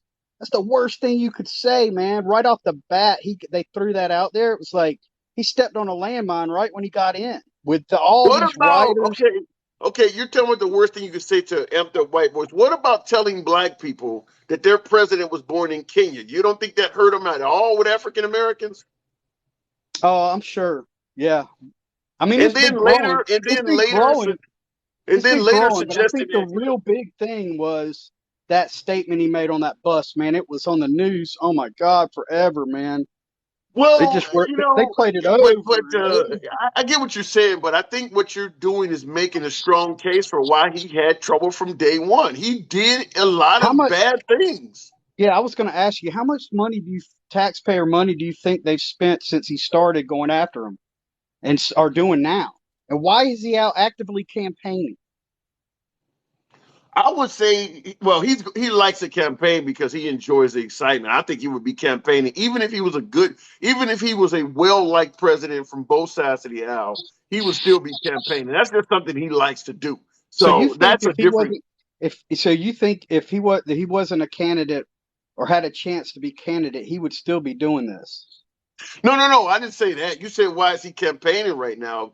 Because he plans on running. I think Trump is going to run. I don't think he's going to be allowed to be on a ticket. If do you think this guy's an idiot? You know, no, there's no way I would see a person worth 10 billion or whatever the hell his wealth is as an idiot. But I will say that I think he makes some very ill thought, idiotic moves.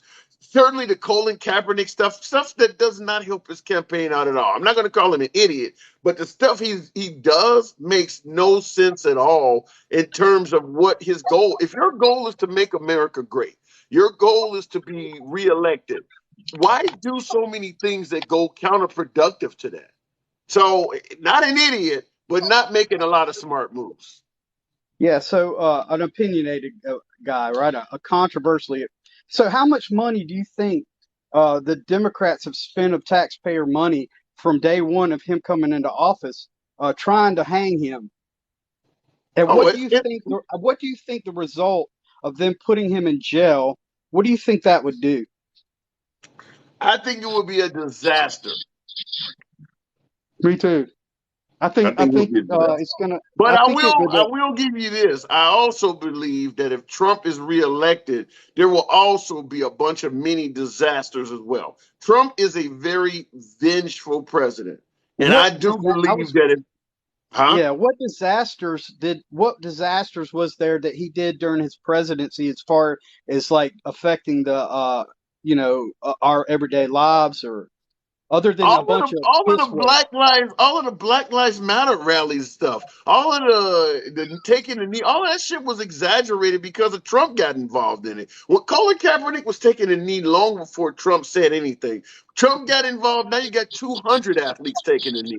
He made everything bad worse. So the Black So Lives Matter riots, for you don't instance. think any of that was heading that way on its own? It was all No, Trump who because it started the race no part. no because African Americans still believe police are mistreating them, and the riots under So Biden are right and minuscule. The riots right under Biden are minuscule compared to what they were under Trump. right and So how yeah, about it got before he way worse. So how about before he was in office? I remember they were going down New York City and destroying it, talking about kids in a blanket or something. I mean, there was a lot of rioting going on. The riots of 2020 are unrivaled for under any other president. What they did in 2020 under Trump is historically worse than probably some of the worst shit since either the Rodney King or the Martin Luther King era.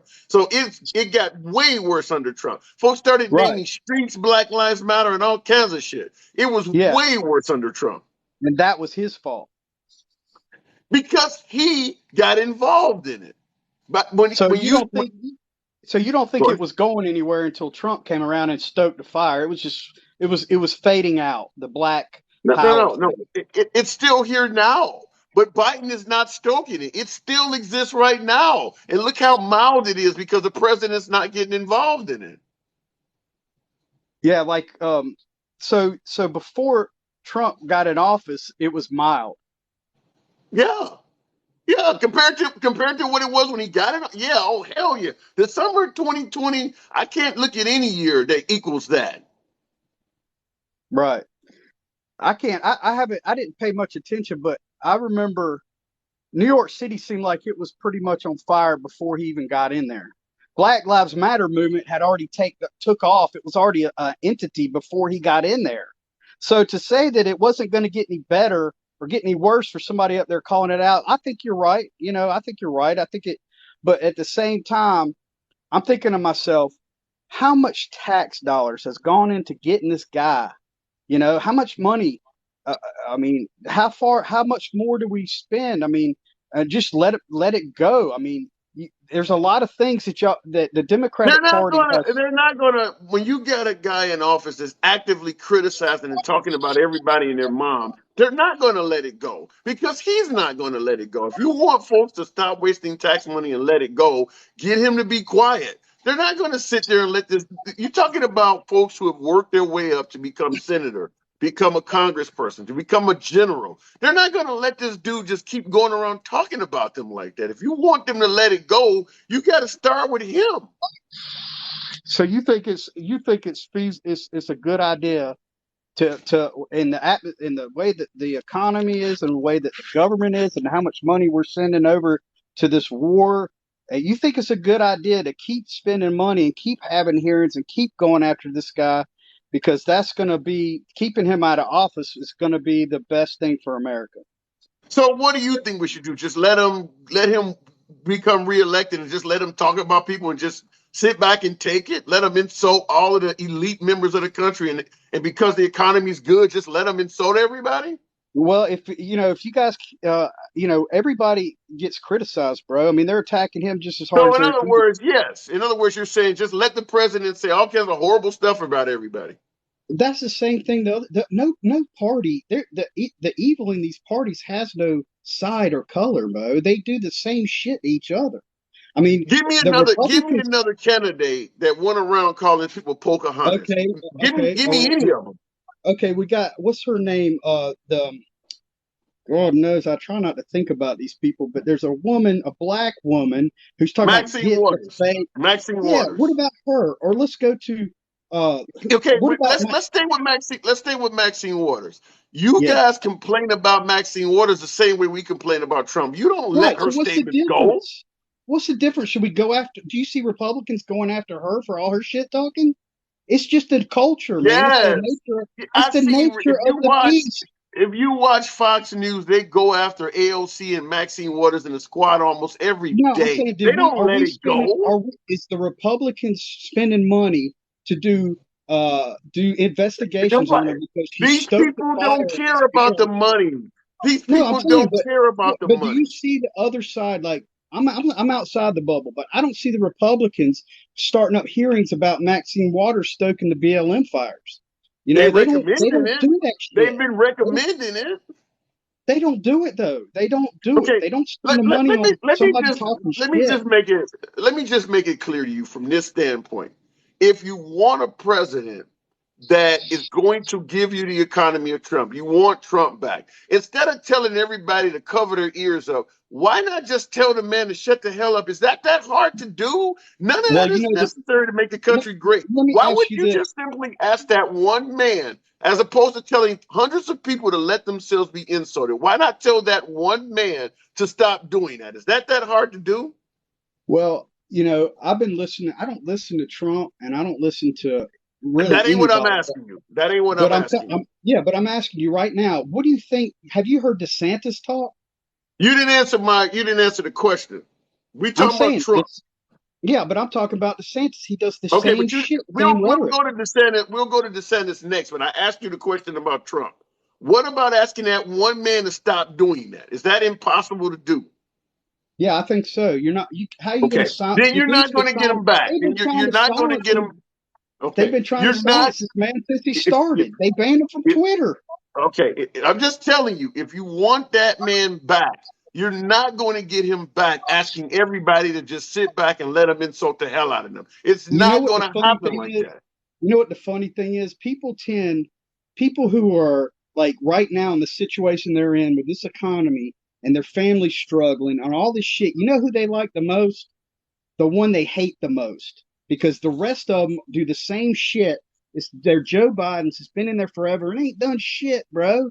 If I want somebody in this government, I want the guy who the government hates because the government is fucked right now. It Well, has no credibility. if people didn't hate him based on Trump's performance in office, I've said it many times. I think he was a good president. If people didn't hate him, you would have him serving the second term, and all of the complaints you're lodging right now wouldn't be necessary. He'd be 2 years into his second term. But because we love Pocahontas Pocahontas and Sleepy Joe and Nervous Nancy. He is in Mar-a-Lago, and you're complaining about Biden.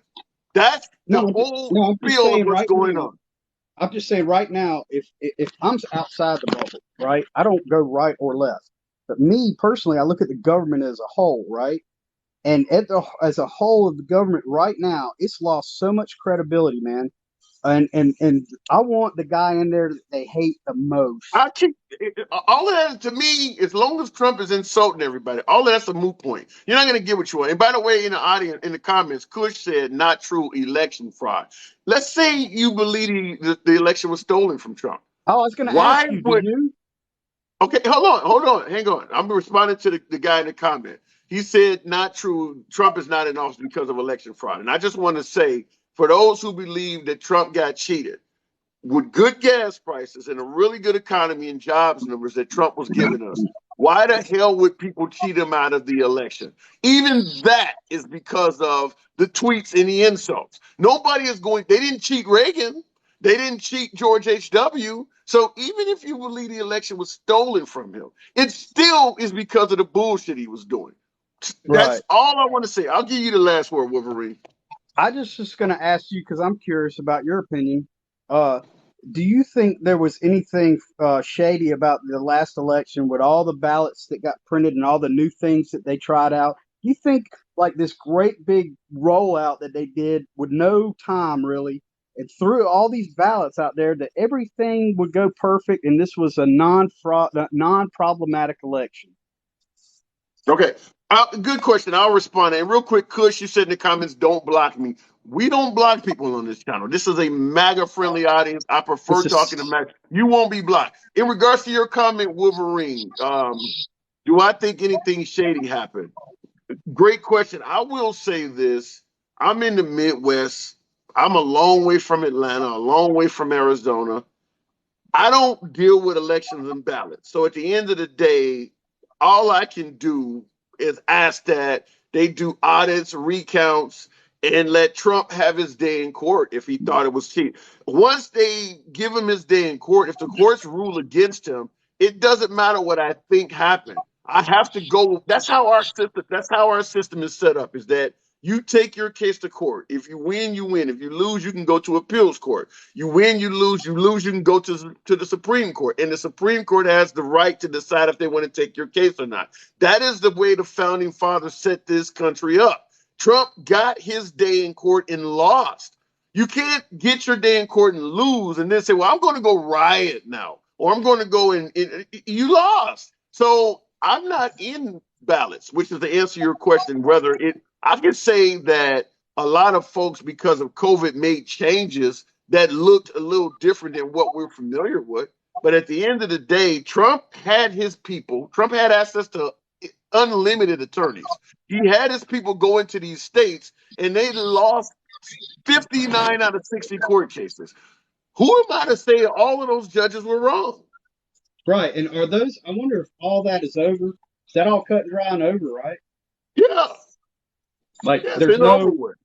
because they're talking everybody's talking about how the Supreme Court's getting ready to hear something and this is why this and that. You see the Supreme Court doing this and he's still got a case I out know. in here in Maricopa You County. But what about do Maricopa you County subscribe and to Texas? Q? Do you subscribe to QAnon at all? No, but I look and they're talking about how Maricopa County in Arizona and then Texas there's some GOP that have rejected the election. So what is all that about? It's a much ado about nothing. Ever since Trump was taken out of the White House, there's been first it was Nancy Pelosi and the military was going to arrest him, and he was going to be the 13th president. I mean, they've been saying stuff like this ever since he lost. None of it is coming to fruition. History will judge Trump as losing the 2020 election. I would not hold my breath for any of that stuff. They keep Yeah, I telling just you didn't guys that know. stuff, and You don't every know what's time real one and what. thing fails, they come up with another one. Yeah, you just don't know what's real or It seems now that it's Well, just all what it's is all a blur. in regards to not knowing what's real, I can tell you this: QAnon is fake. QAnon has said so many damn things that have not come true. I don't understand how anybody could criticize the liberal media, but continue following QAnon. How many things have they said that has not come true? Yeah, I don't know. Okay, I I don't. gotta move it on, man. Appreciate you All coming right, through. brother. Take care. All right, me too. That's all I'm saying is that I believe strongly history will judge Trump as losing the 2020 election. I don't see anything that's going to change that. He's had a sufficient amount of time.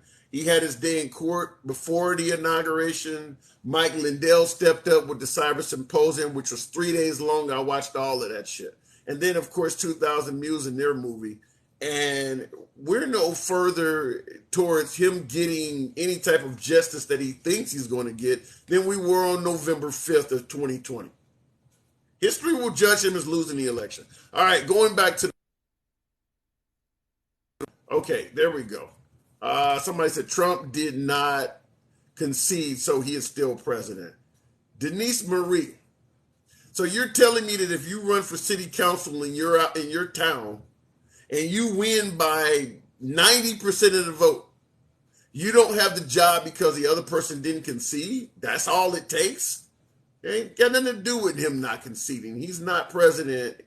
You're telling me that Trump is still president because he didn't concede. I really hope you don't believe that. Let me go to back to modern colonizer. I think we were talking out there. Okay, let's try this again, modern colonizer. That's not all it's going to say. Okay, can you hear me? Yeah, one of us has an Obama phone and a bad connection, but It could be me. It could be me because some reason I got T-Mobile, and when I get deep in lives, they've been known to limit my data or whatever the hell they're doing. But go ahead.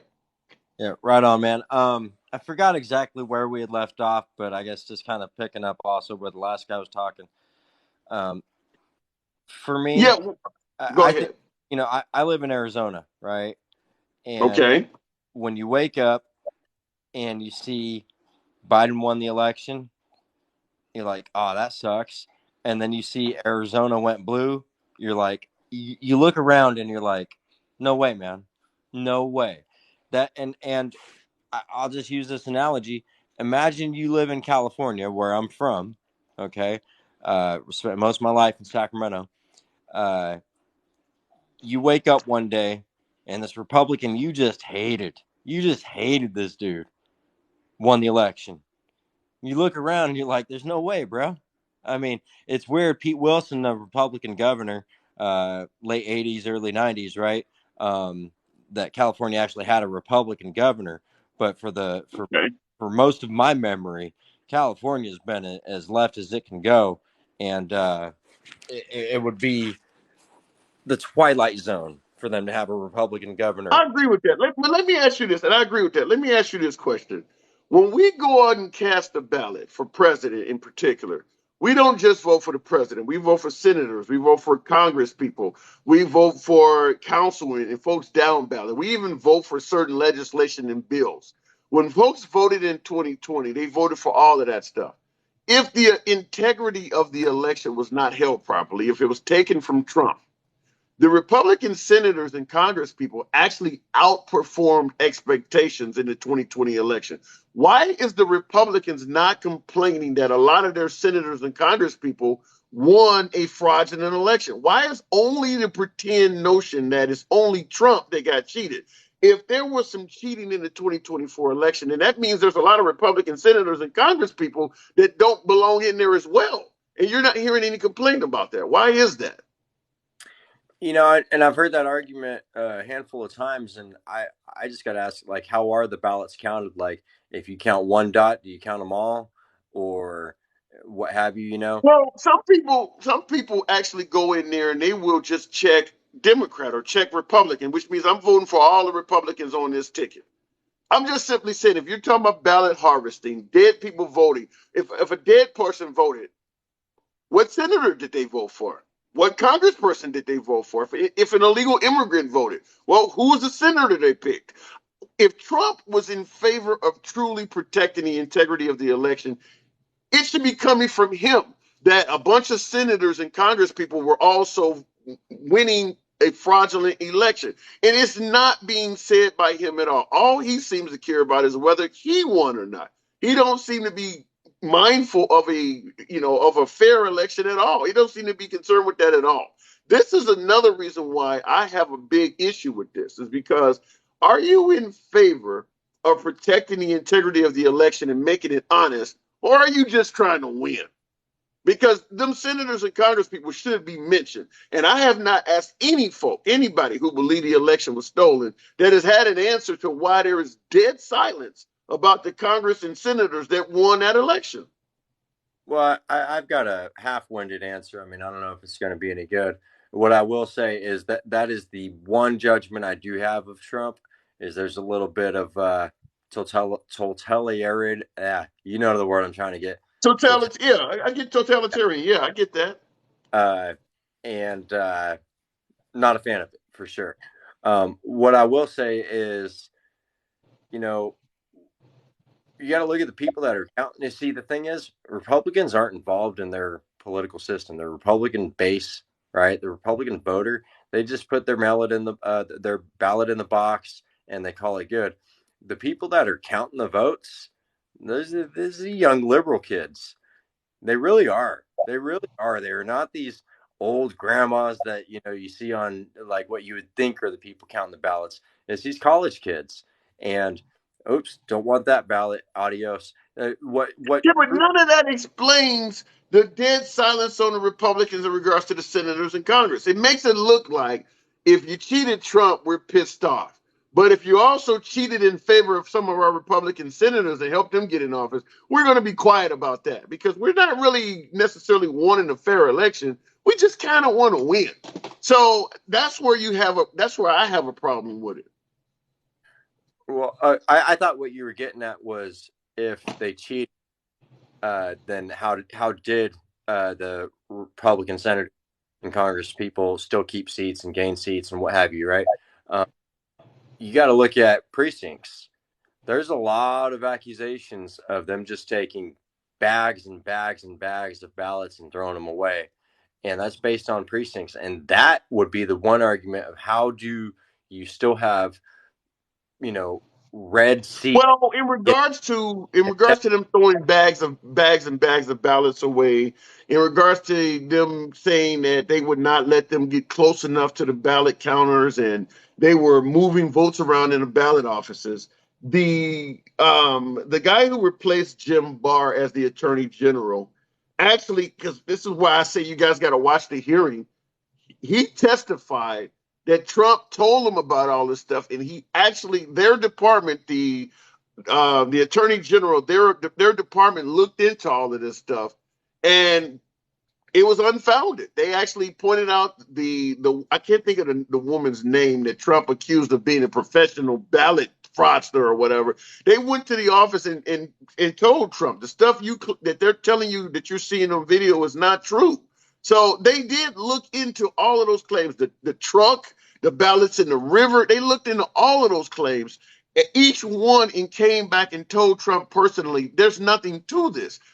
Just unfortunately, Trump refused to accept that as an answer. But they did follow up on all of the stuff you're talking about. His Attorney General department. Or Department of Justice. Yeah, go ahead. Well, and like someone's in the comments here saying this guy knows nothing about ballot counting and stuff like that. Listen, I'm not going to sit here and pretend that I watch C-SPAN 24 hours a day and I've got nothing else to do with my life, okay? But what I can say is, all you freaking people that have believed everything that freaking the news has told you the last 2 years and just gone off the freaking crazy wagon, okay? Use your own two eyes, look around and see what's going on around you. That's where I'm taking all of my claims from, okay? And when you look around, like in a state like Arizona, you do not see it swinging blue. And when you look at the live feed for Pinal County, what about Georgia? Real quick, the live feed, every time I looked at the live feed, the room was empty. There was no ballot counting going on, okay? So those two little factors right there, I'm not going to sit here and pretend I've got Congress files and I know there was voter fraud. But when I use my own two eyes, something just is not right about this. And that's all there is to it. Yeah, fair enough. And here's my issue with it. I don't see if Trump is the victim of fraud, I'm lost when his own department looks into it, and his own department would benefit by proving that there's fraud because they would remain in power and it would be job security for them as well. When his own department looks into it and says this is not happening, that's where I'm lost at. I can look around and see anything, like you talked about, looking around and seeing things that don't make sense. What doesn't make sense to me is why his own department would tell him, we looked into this and there's nothing to it. I have to take their word. They would be the ones that would be most unlikely to lie against Trump because they would benefit directly from it in the form of job security. Bill Barr or any of those you want to name would still be in power if they could have found that fraud. So they had a vested interest in proving Trump to be right. And they came back and said, no, he's wrong. Hey, that's a fair and valid, legitimate point. And my only rebuttal to that is that's only 4 years of job security. And just like a caller you had on 2 callers ago, hey, the loyalty only goes as thick as blood. There's a point where you're like, I ain't getting involved in this. You could be out there with someone you've known your whole life. And if this dude's about to get killed because he was running his mouth at the bar, you might be stepping off and be like, you're on your own here, brother. I've loved you my whole life. This is But they might also simply be telling the truth and suggesting that they didn't find anything. fair enough. Could be, but I'm just saying, how do we explain the loyalty dropping? Hey, unless you're my blood, there's a point where you made your own bed and I got to get off this train. But that did not happen with Obama. That did not happen with George W. Bush. That did not happen with Reagan. There's something about Trump that's making his own people that he's appointing. Remember, he's going to appoint the best and brightest. Why is he appointing so many people that ultimately don't like him? I don't think he's that likable of a guy. I would love to have a beer with Obama or Bush. I would never go have I haven't drank in 5 years now, but I'm just saying I would not have a Diet Pepsi with Trump. You know what I'm saying? Well, but at any rate, I hear you. I think at the end of the day, nothing's going to change except a lot of people's blood pressure. It's going to be rinse and repeat in American politics here. It's unfortunate, but that's the way it is. And that's just to finish up. We'll call this my last word because I get to rambling and then your view count goes low, so I'll see myself out. But what I will say is he will run in 2024, and I think all of this right now is just an effort to undermine him and keep him from doing that. But he's a shoo-in. We both know it. Catch you later. Have a good night. All right. And, I'm always happy to talk to modern colonists. I don't think he's a shoo-in, though. I would go back to what I just stated. Why is so many people that Trump appointed not liking him? And I can tell you based on what I'm seeing, your humble correspondent, yours truly, with Dr. Oz, he is still appointing people that may not have his best interest at heart. How many of you would not be surprised if a year or two from now, Dr. Oz was saying something negative about Trump? He is still appointing bad people.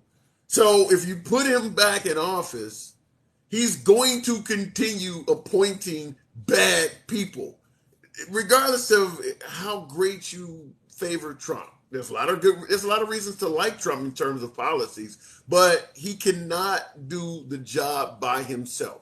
He needs to be surrounded by effective politicians, folks like the senators and folks like the Congress that can help him make America great again. He needs to have a strong administration. He cannot be a one-man band. The founding fathers did not set America up for a one-man band. So if he does not know how to vet and properly appoint people and he wins in 2024, it's going to be another shit show. Maybe you'll get a good economy again. Maybe you'll get things that you like, but you're going to get all of the chaos back because he is demonstrated and properly shown beyond belief that he is not good at appointing people. I'm just taking it from Maga. It's not a liberal telling you this shit, not a Democrat telling you this shit. It's a Democrat listening to Maga. You guys don't like any of the people he appointed. You're calling them rhinos and traitors and bought out every day. And these are people that he's putting in. So if he gets in office again, he's going to continue doing that shit. And that is not good for the country. Let's go over to Papa Bear. See what Papa Bear's talking. Got me in late night. Okay, Papa Bear, talk to me. I'm going to be good tonight, I promise. But Okay. for one time now, me and you disagree. All For the right. first time, yeah. You know why? Tell me Because where I'm disagreeing. you said earlier that if people, the only way that somebody's going to get convicted or convinced of wrongdoing is if they see it with their own eyes and not through the information and the hearing. And that's I'm wrong. saying that I'm saying that in regards to MAGA. In regards to Okay. regular Americans, I would tell you there's a hell of a lot of folks that are spending the rest of their lives in prison where there was not irrefutable proof they got him convicted. If you got a drug dealer and a bunch of his lieutenants are saying that he ordered us to kill people or sell drugs, that's often enough to convict a person. With Trump, they're wanting video evidence. It's just the bar is much higher. But go ahead. But what I'm saying is the reason I'm saying you were wrong is because people seen with their own eyes what happened January the 6th, and they still don't believe it. So you could put it right out there for them and show them point by point. 63 news stations could be showing the same thing, but as long as Fox News don't show it, it don't happen. I was trying to be nice, and I will tell Okay. you, even if I'm Fox, not nice. even if Fox, even if Fox News showed it, they would just say Fox News is a traitor, and Fox News has been bought and paid for it too. So I strongly believe, at least from a lot of the MAGA that I talk to, I've asked this question numerous times. For shits and giggles, if Trump actually did do something wrong, who could tell you and get you to actually believe it? In my opinion, based on my analysis, the answer is no one. Because anybody that says anything negative about him becomes untrustworthy. So I don't think there's any way to tell certain people that Trump did something wrong. I mean, he's got it where you don't believe anyone. And for all you people saying Trump's going to jail, Trump's going to jail, yeah, he might go to jail, but I want to tell you why he's going to go to jail. It's not going to be for anything he did in the White House. It's going to be New York's going to pull his ass in there for tax evasion. That's the only people that are going to try to put Trump into jail and may succeed. Well, you know they got I believe the lead prosecutor or the district attorney out there is a black woman. Can you imagine a black woman being responsible for Trump going to jail? You trying to get us killed? Oh my God! You trying to get us killed? No joke. Hey, now I want to tell you something. I don't know if I've ever told you this, but you know, I know where you're from. Do you know I went to Spry Elementary School right off of 25th Street there? Really? Yeah, hell, I used to go out my apartment, look out the back door, and see Cook County Jail. Wow. Okay, fair enough. Yeah. I'm We're familiar with the 26 in hillbilly California. Yeah. Okay. But right. but you know the deal is this. One guy said something pretty similar. Was fairly intelligent too. Well, Republican Party or the GOP, they go in there, they do their voting, and they get the hell out. The difference is the Democrats go in there, do their voting, go down the road, pick up another 20, 30 people that couldn't have got there any other way, and bring them in. They work the polls, and if that is one reason all this shit happened to begin with. Why the big turnout of votes? Why? Because everybody else thought, well, they won the election, it's done with. The Liberal Party decided, no, we're going to get and bring every old person. I don't think there was a lot of dead people because I didn't see any of my old dead relatives on the registries or nothing. But but I think one thing, if you got a problem with the way this country's run, vote and trust the system. That's all we can do. You know, the problem though is, I think this situation is unique because if Trump says it ain't so, it ain't so. So it doesn't matter how they run the election in 2024. If Trump says people were cheating, then people, because keep in mind when Dr. Oz was running neck and neck with his competition in Pennsylvania, Trump was telling Dr. Oz to just announce that you won because it helps stop the other side from cheating. And he actually suggested that other GOP candidates in the state of Pennsylvania were cheating in that election. And both Dr. Oz and the other guy came out and said, there is no cheating going on in Pennsylvania. He was already pulling their cheating card in Pennsylvania. Also, keep in mind, when Trump came in power in 2015, he also said it was rigged. So I would say in terms of calling elections fraudulent, he made it clear from day one, if things don't go my way, I'm going to say it's fraudulent. He was already doing that from the very beginning that he came in power. And then he did it in the Dr. Oz election, too. And another thing was, which I thought was pretty good. I think that Trump might be the best clairvoyant person I've ever lived, since he knew that they were going to screw him 6 months in advance. Well, if I lose, they cheated. Yeah. Bullshit. I mean, really. I America. would ask any of my MAGA viewers right now, if Trump ran against Biden, Kamala Harris, Pete Buttigieg, or any Democrat in 2024 and lost, what are the chances you would say that election was stolen? I mean, can you imagine Trump losing to Buttigieg? Would you accept Trump losing to Sleepy Joe Biden or Kamala Harris? I mean, you got to assume a lot of MAGA folks already would suggest that if he lost an election to one of those people, it had to be due to fraud. I don't think that any election that Trump loses is going to be viewed as a fair election because Trump is not going to call it fair. Didn't someone at Fox News that said Trump had lost announced that Biden had won? Didn't they get in kind of trouble because they jumped the gun? Yeah, they got in trouble from the Trump campaign. In fact, I believe either Newsmax. That changed with your own eyes. I didn't know we have a lot of people that vote that work for the voter people. So as long as you've seen it with your own eyes, I guess I'll have to believe you. But I think you're bullshitting me too. Don't look at TV station and say fake news, and I saw it with my own eyes. I think either OAN, One American News Network, or Newsmax. I think one of them to this day still has not called the 2020 election for Biden. They're in Trump's camp so much that I think they still have not suggested that Biden won the election. Yeah. But anyhow, everybody have a great night. I enjoyed it. I'm glad I got to you. I had to cut you off earlier because of I wanted to see what happened on the hearing, not the trial, the hearing, people.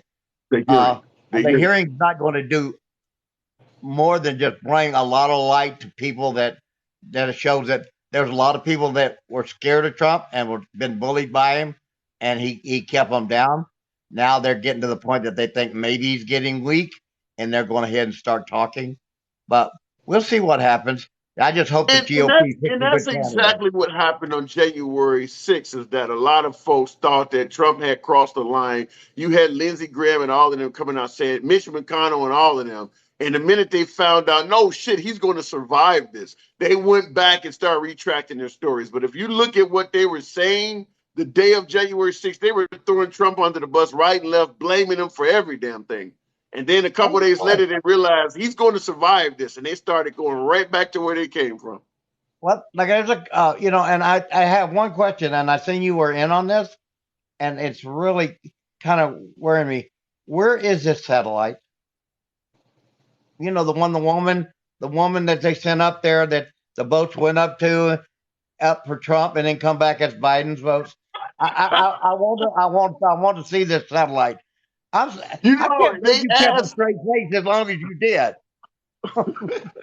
They asked the attorney general about that satellite at the hearing. And I think Trump brought that to the attorney general. And the guy said, I tried my hardest not to laugh. I mean, he was like, this makes no sense at all. But yeah, they brought that satellite up in the hearing. All right, man. Appreciate you coming through. Later, little brother. Bye. All right. Catch you on the next go round. Yeah. Yeah, they brought that satellite whole thing up that ballots were being, I forget what other country was supposedly involved in that satellite and they were switching ballots or something like that. But once again, Trump's attorney general, his own Justice Department, they looked into every single claim that Trump was presenting. Often, a lot of this stuff was coming from QAnon-based type sites. Dead people voting, Dominion voting machines, the truck that had a bunch of ballots on it, illegal immigrants. They looked at all of this stuff. Now, is there possible some of this stuff existed? Hell yeah. I'm sure there's some fraud in our last election. But is it enough that would have made Trump win by a landslide? Which would mean several different states would have to flip in favor of Trump. So let's say he go and do an audit in Arizona and it turns out he actually did win Arizona as opposed to losing it. That one flip would not give him the election. He would win, he would lose, but he would have more electoral college votes. For Trump to win the election, he had to flip several states. And obviously there's not enough evidence for that. And that's the whole claim, is that he said he won by a landslide, which means several of those states cheated him out of the election. You got to present a lot of evidence to make that happen. You can't just throw something out there like that. Let me see here. Going back to the box there. Granny C. See what's going on with you. Appreciate those who follow the channel. Like we do this all the time. You get to speak. Hang on one second, Granny. I do not block comments if I can get the word out. This is a MAGA friendly audience, so I want to make it clear. My primary audience is generally MAGA, so you're never going to get blocked here. Say whatever the hell you want, even if it's insulting. Just don't get blocked by TikTok. I just want to let you know that. I don't ban, but TikTok does. Granny C, good evening. Hey, Well, handsome, good how are morning, you? actually.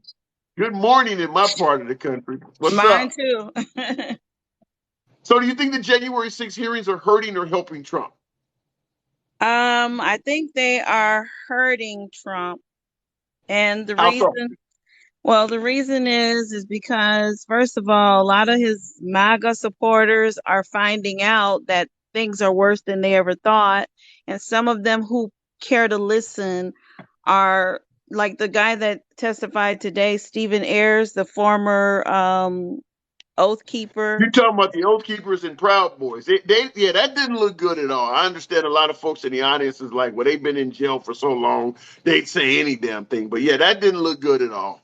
No, you know what? The thing about it, if he was in jail for a while, had time to think about it and come to his senses and get out of the brainwashing, he fucking decided that the country is more important than a party.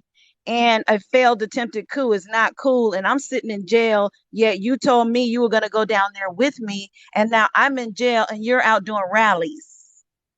and I will say this also to add on to what you said about in regards to folks who are saying that you can't trust them because they've been sitting in jail and they'll say anything to get out.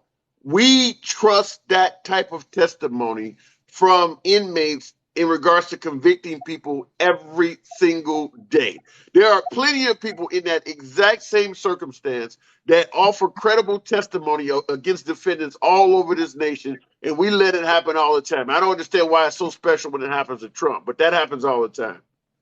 I gotta say, I'm very impressed by what he said. They took an oath, and I think it's an honorable thing to say, "Hey, I fucked up, and I'm willing to talk about what I did." And then he had the respect and the honor to go up to the police officer that he was fighting against and ask him for forgiveness and shake his hand. That's a freaking American. That's an American. That was touching. I did see that. Wow. Yeah, I saw that. I mean, and that's the thing about these two guys that you just had on here. By the way, Papa Bear is Bay. Papa Bear is Bay. Because, I like what he said because, he's Okay, I paying didn't hear what you attention. said. Papa Bear is. I didn't hear that other word. You said he is what? BAE, like a baby, like my baby. Oh, okay, all right. Okay. I'm not aware of that slang. That was different slang. I didn't catch it for a minute. Yeah, that's what the young people say if they like somebody. They like, oh, he's Bay. Okay, all right. I'm learning. So, but anyway, the other two guys that you had on here, Wolverine and Modern Colonizer. The thing is, they get on here and they're not brave enough to admit that they're still wishing for 45 to come back. If you still believe in 45, own your shit, man. Own it. Don't be a coward about it. Own it. Say, yeah, I'm still in MAGA. I still believe that crap. No, they And it's state okay. that. I think they're pretty clear on that. Certainly Wolverine, he doesn't hide that he's in favor of MAGA.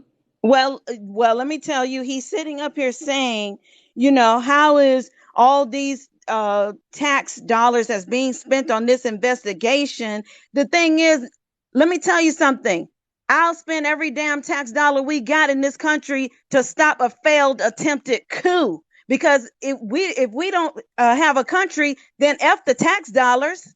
I mean, what's more important, your country or you paying a couple of more dollars in taxes? This dude tried to get rid of our democracy and install himself in a failed attempted coup. Come on, folks. I mean, there's no comparison there. I can't argue. And then Now he that you had the said nerve it to like call. that, yeah. Now that you He said it called like Georgia that, looking for yeah. 11,780 votes. I mean, my God, what the hell are they listening to? Well, I will tell you this in regards to President Trump. Now he's not an attorney, but I definitely believe he's an intelligent guy, and he's very skillful in his wording to the point where a lot of the things that he's accused of, he does leave himself plausible deniability, like with the whole insurrection thing or the whole protest or whatever the hell you want to call it. There is enough room for plausible deniability, and like what you're just talking about, there's always room to say, well, he meant something else, or that didn't quite, because he don't state it as clear cut as it would have to be for a guaranteed conviction. There's always plausible deniability, and if you're MAGA, you're going to give him that benefit of the doubt. Well, they can give him the benefit of the doubt, but how do they explain to folks when he was calling Georgia asking for 11,780 votes? What was that? Was he just kidding? Was he just joking? I Yeah, mean, oh, I was locker just room joking. talk. It was locker room talk. Yeah, Yeah. yeah. I mean, there's a way you can state. Listen, I'm only down by 11,000 votes, and when I said that, I just meant perform the election to its full intent, just so you can help me eliminate this 11,000 vote deficit. I know there's 11,000 more people that voted for me. Just find me my 11,000 votes. That's the way you could state that and clear up what he said. Everything he says, there's always a way to spin it so that it is harmless. Right. So he wasn't committing election fraud. He was just making a joke and just basically, you know, pretending that he was trying to find those votes. Exactly. Well, I truly believe that he wanted the votes, no matter how that. My opinion on Trump is he wanted to win. He didn't give a shit whether it was legitimate or not. His only goal was to win. But I'm just simply saying, if I had to do it from a lawyer standpoint, or I had to play devil's advocate and defend Trump, I can give you plausible deniability to most things that people are trying to say he said wrong. There are ways to spin it. But yeah, when it comes to what happened in Georgia, yeah, when he said, I need you to find 11,000 votes, yeah, I don't think he gave a shit how they found those 11,000 votes, whether they were Oh my legitimate or God. not. He would have took them. That's the truth. That is the truth. But I tell you, you're right about playing the devil's advocate and defending Trump. Because I mean, if I had to defend him, which I would never do, but if I was a defense attorney, there's a way for him to wiggle out of it. And I'll tell you, this is the only way I would support Trump. If he goes out there and says, let me tell y'all something, Rudy, Michael Flynn, and Sidney Powell came up with this idea. I had nothing to do with it. I didn't even know what the hell they were talking about. They put up a plan with Bannon, and they tried to get me to be in on it, but I had nothing to do with it. It was them. And when he comes out and says that, and they arrest all of them, that's the day that I will give him a piece of respect, and that's the only time. So you'd be okay if Bannon, Powell, and Rudy and Flynn. Giuliani, if all of them had to pay a criminal price, you'd be okay with Trump back in office? If he threw all four of them up under the bus, because they are the ones that came to him with the plan for number one, Bannon and Rudy Giuliani, these people came to him with it. And he was in on it as well, but I don't mind him throwing them up under a bus. Okay. If he does that, I would let Trump get back in. I will have a blue Senate and a blue Congress. So when he gets his ass back in, he can't do any dumb shit when he get back in there. But You yes, make him I a would lame definitely duck. give it to I him if will he tell throws you them up this. under the bus. Make him a lame duck. I will tell you this. In my opinion, if the prosecutors got Trump behind closed doors and offered him the deal you just suggested, not the blue Congress and blue Senate part of it, but if you throw Rudolph Giuliani, Sidney Powell, and Steve Bannon under the bus, you can potentially become president again. I think he would take that offer.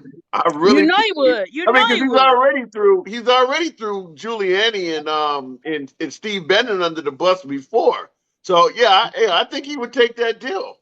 Yeah, and I would give him that deal. Absolutely, I would give it to him if he would throw those treasonous traitors in jail, and so his MAGA supporters could see that these folks tried to overthrow our United States government. This is not a freaking PlayStation game storming the Capitol. This is the United effing States of America.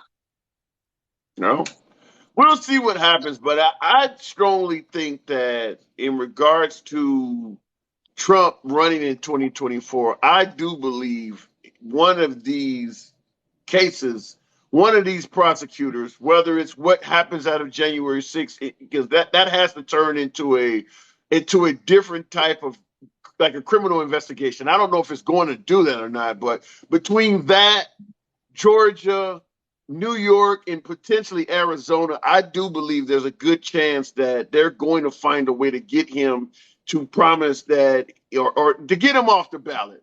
Because I think that's what the ultimate goal is, not necessarily to throw an old man like that in prison, but just to get him out of U.S. politics. And I think that they may eventually succeed. If I was a betting man at this point, I would say there's at least a 30 to 40% chance Trump is not going to be on the ballot in 2024 because of all of this.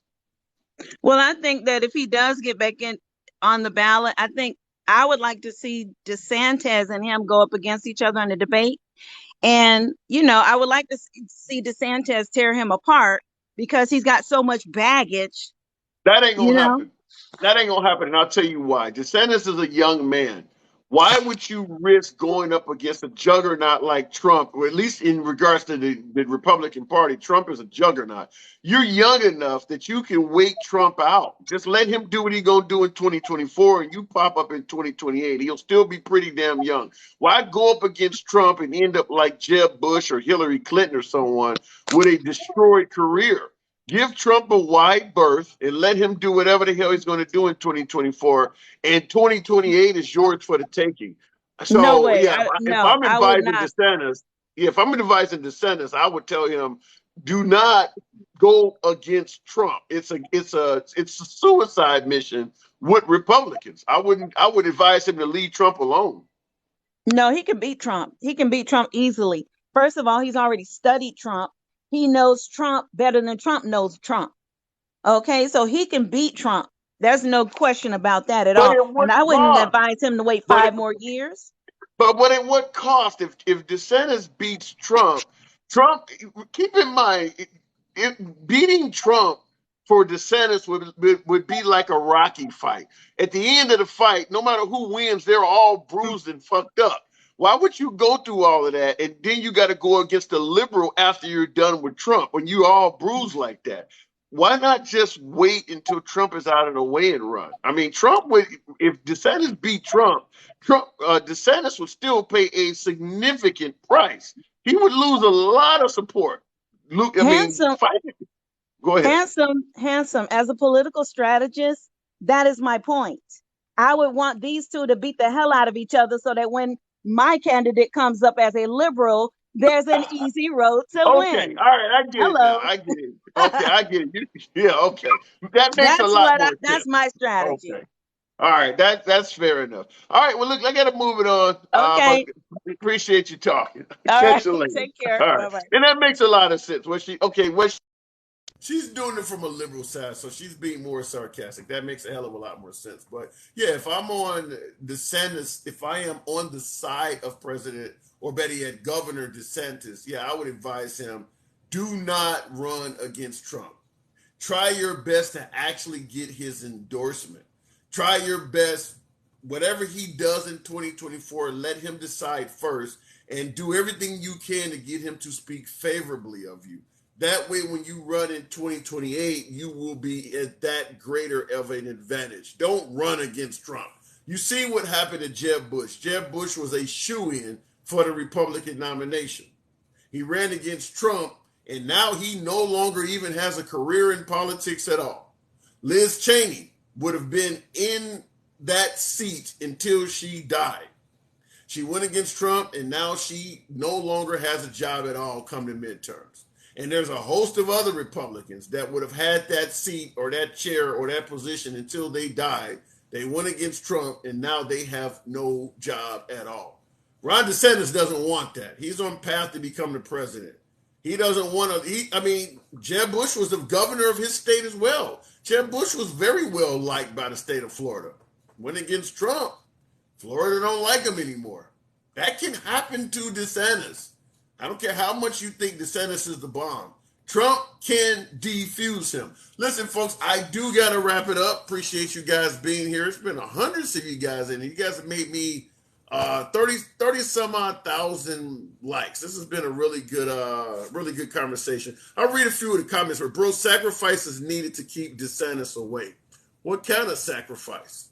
Who's going to sacrifice to keep DeSantis away? In fact, what Democrat is in power with enough strength at this point?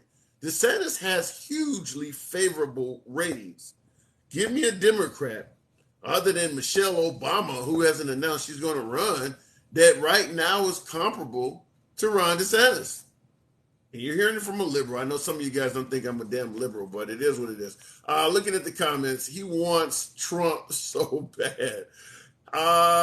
Somebody's calling me a Tom. I guess you're correct. President Trump is still my president, says user 983. Well, we'll see what happens, but I would probably say at least a 30-40% chance and growing that you will not see Trump on the ballot in 2024. I know that would be incredibly disappointing to a lot of you folks out there, but I'm just telling you, even though you're not watching the January 6th hearings, do not mean that they are not going on without you. A lot of folks been convicted in absentia. You don't have to be at court to lose in court. So just because you guys are not watching this shit, don't mean it's not happening. And if you watch it, and you watch it with an open mind, it does not look good for Trump to have so many people up from his own inner circle testifying against him. And I guess if you look at Maga, every member of his administration that walks up there to testify, it's like they're literally walking through a transporter door. The minute they walk through, a rhino comes out on the other side, which essentially means you cannot speak negatively of Trump and still be a respectable Republican. I'm going to ask you guys that in the comments real quick before I go. Yes or no? Is it possible to openly criticize Trump and still be considered a respectable Republican? Yes or no? Is that even possible? Can you openly criticize President Trump on Fox, on CNN? Can you openly criticize him and still be considered a respectable Republican by the Republican Party? And if so, does anybody have any examples of anybody who's done that? I mean, regardless of what you think about Trump, there's reasons to criticize every single president we've ever had. Is there any Republican that has publicly criticized Trump and not been referred to as a traitor, treasonous, or rhino? Because some of you guys are saying yes. Yes, McConnell. You know how many people call Mitch McConnell a rhino since he spoke out in regards to the January 6th hearings? Now, he helped save Trump from 2 impeachments, but make no mistake about it, there's a hell of a lot of MAGA that don't like Mitch McConnell, so I don't think that's a good example. There's a few folks saying yes, but yeah, who has spoken out against Trump and maintained their status as a respectable Republican? I don't know anybody. It said no one living. Yeah, it's John McCain. Even John McCain died a disrespected Republican. Even to this day, when you bring up John McCain, most MAGA have nothing positive to say about John McCain. Trump continued attacking John McCain up to 2 years after he had passed away. So I still don't know of any Republican that has criticized President Trump and remained respectful. Even folks like Colin Powell, war hero, was highly respected. He started criticizing Trump and he became a loser. In fact, I can think of a bunch of those folks. Every single Republican that made it to the pinnacle of success in the Republican Party to the point where they're about to run for president in our lifetime. We're talking John McCain in 2008, Mitt Romney in 2012. We would talk about the Bush family, the Reagan family. Trump is on the opposite side of all of them. None of them like Trump. All of the elite members of the Republican Party, none of them like Trump.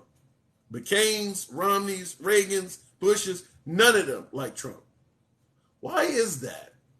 Why is that? All right, folks, I catch you guys tomorrow. I got to go. Appreciate you guys riding with your boy, 30-something thousand. You guys are fucking awesome.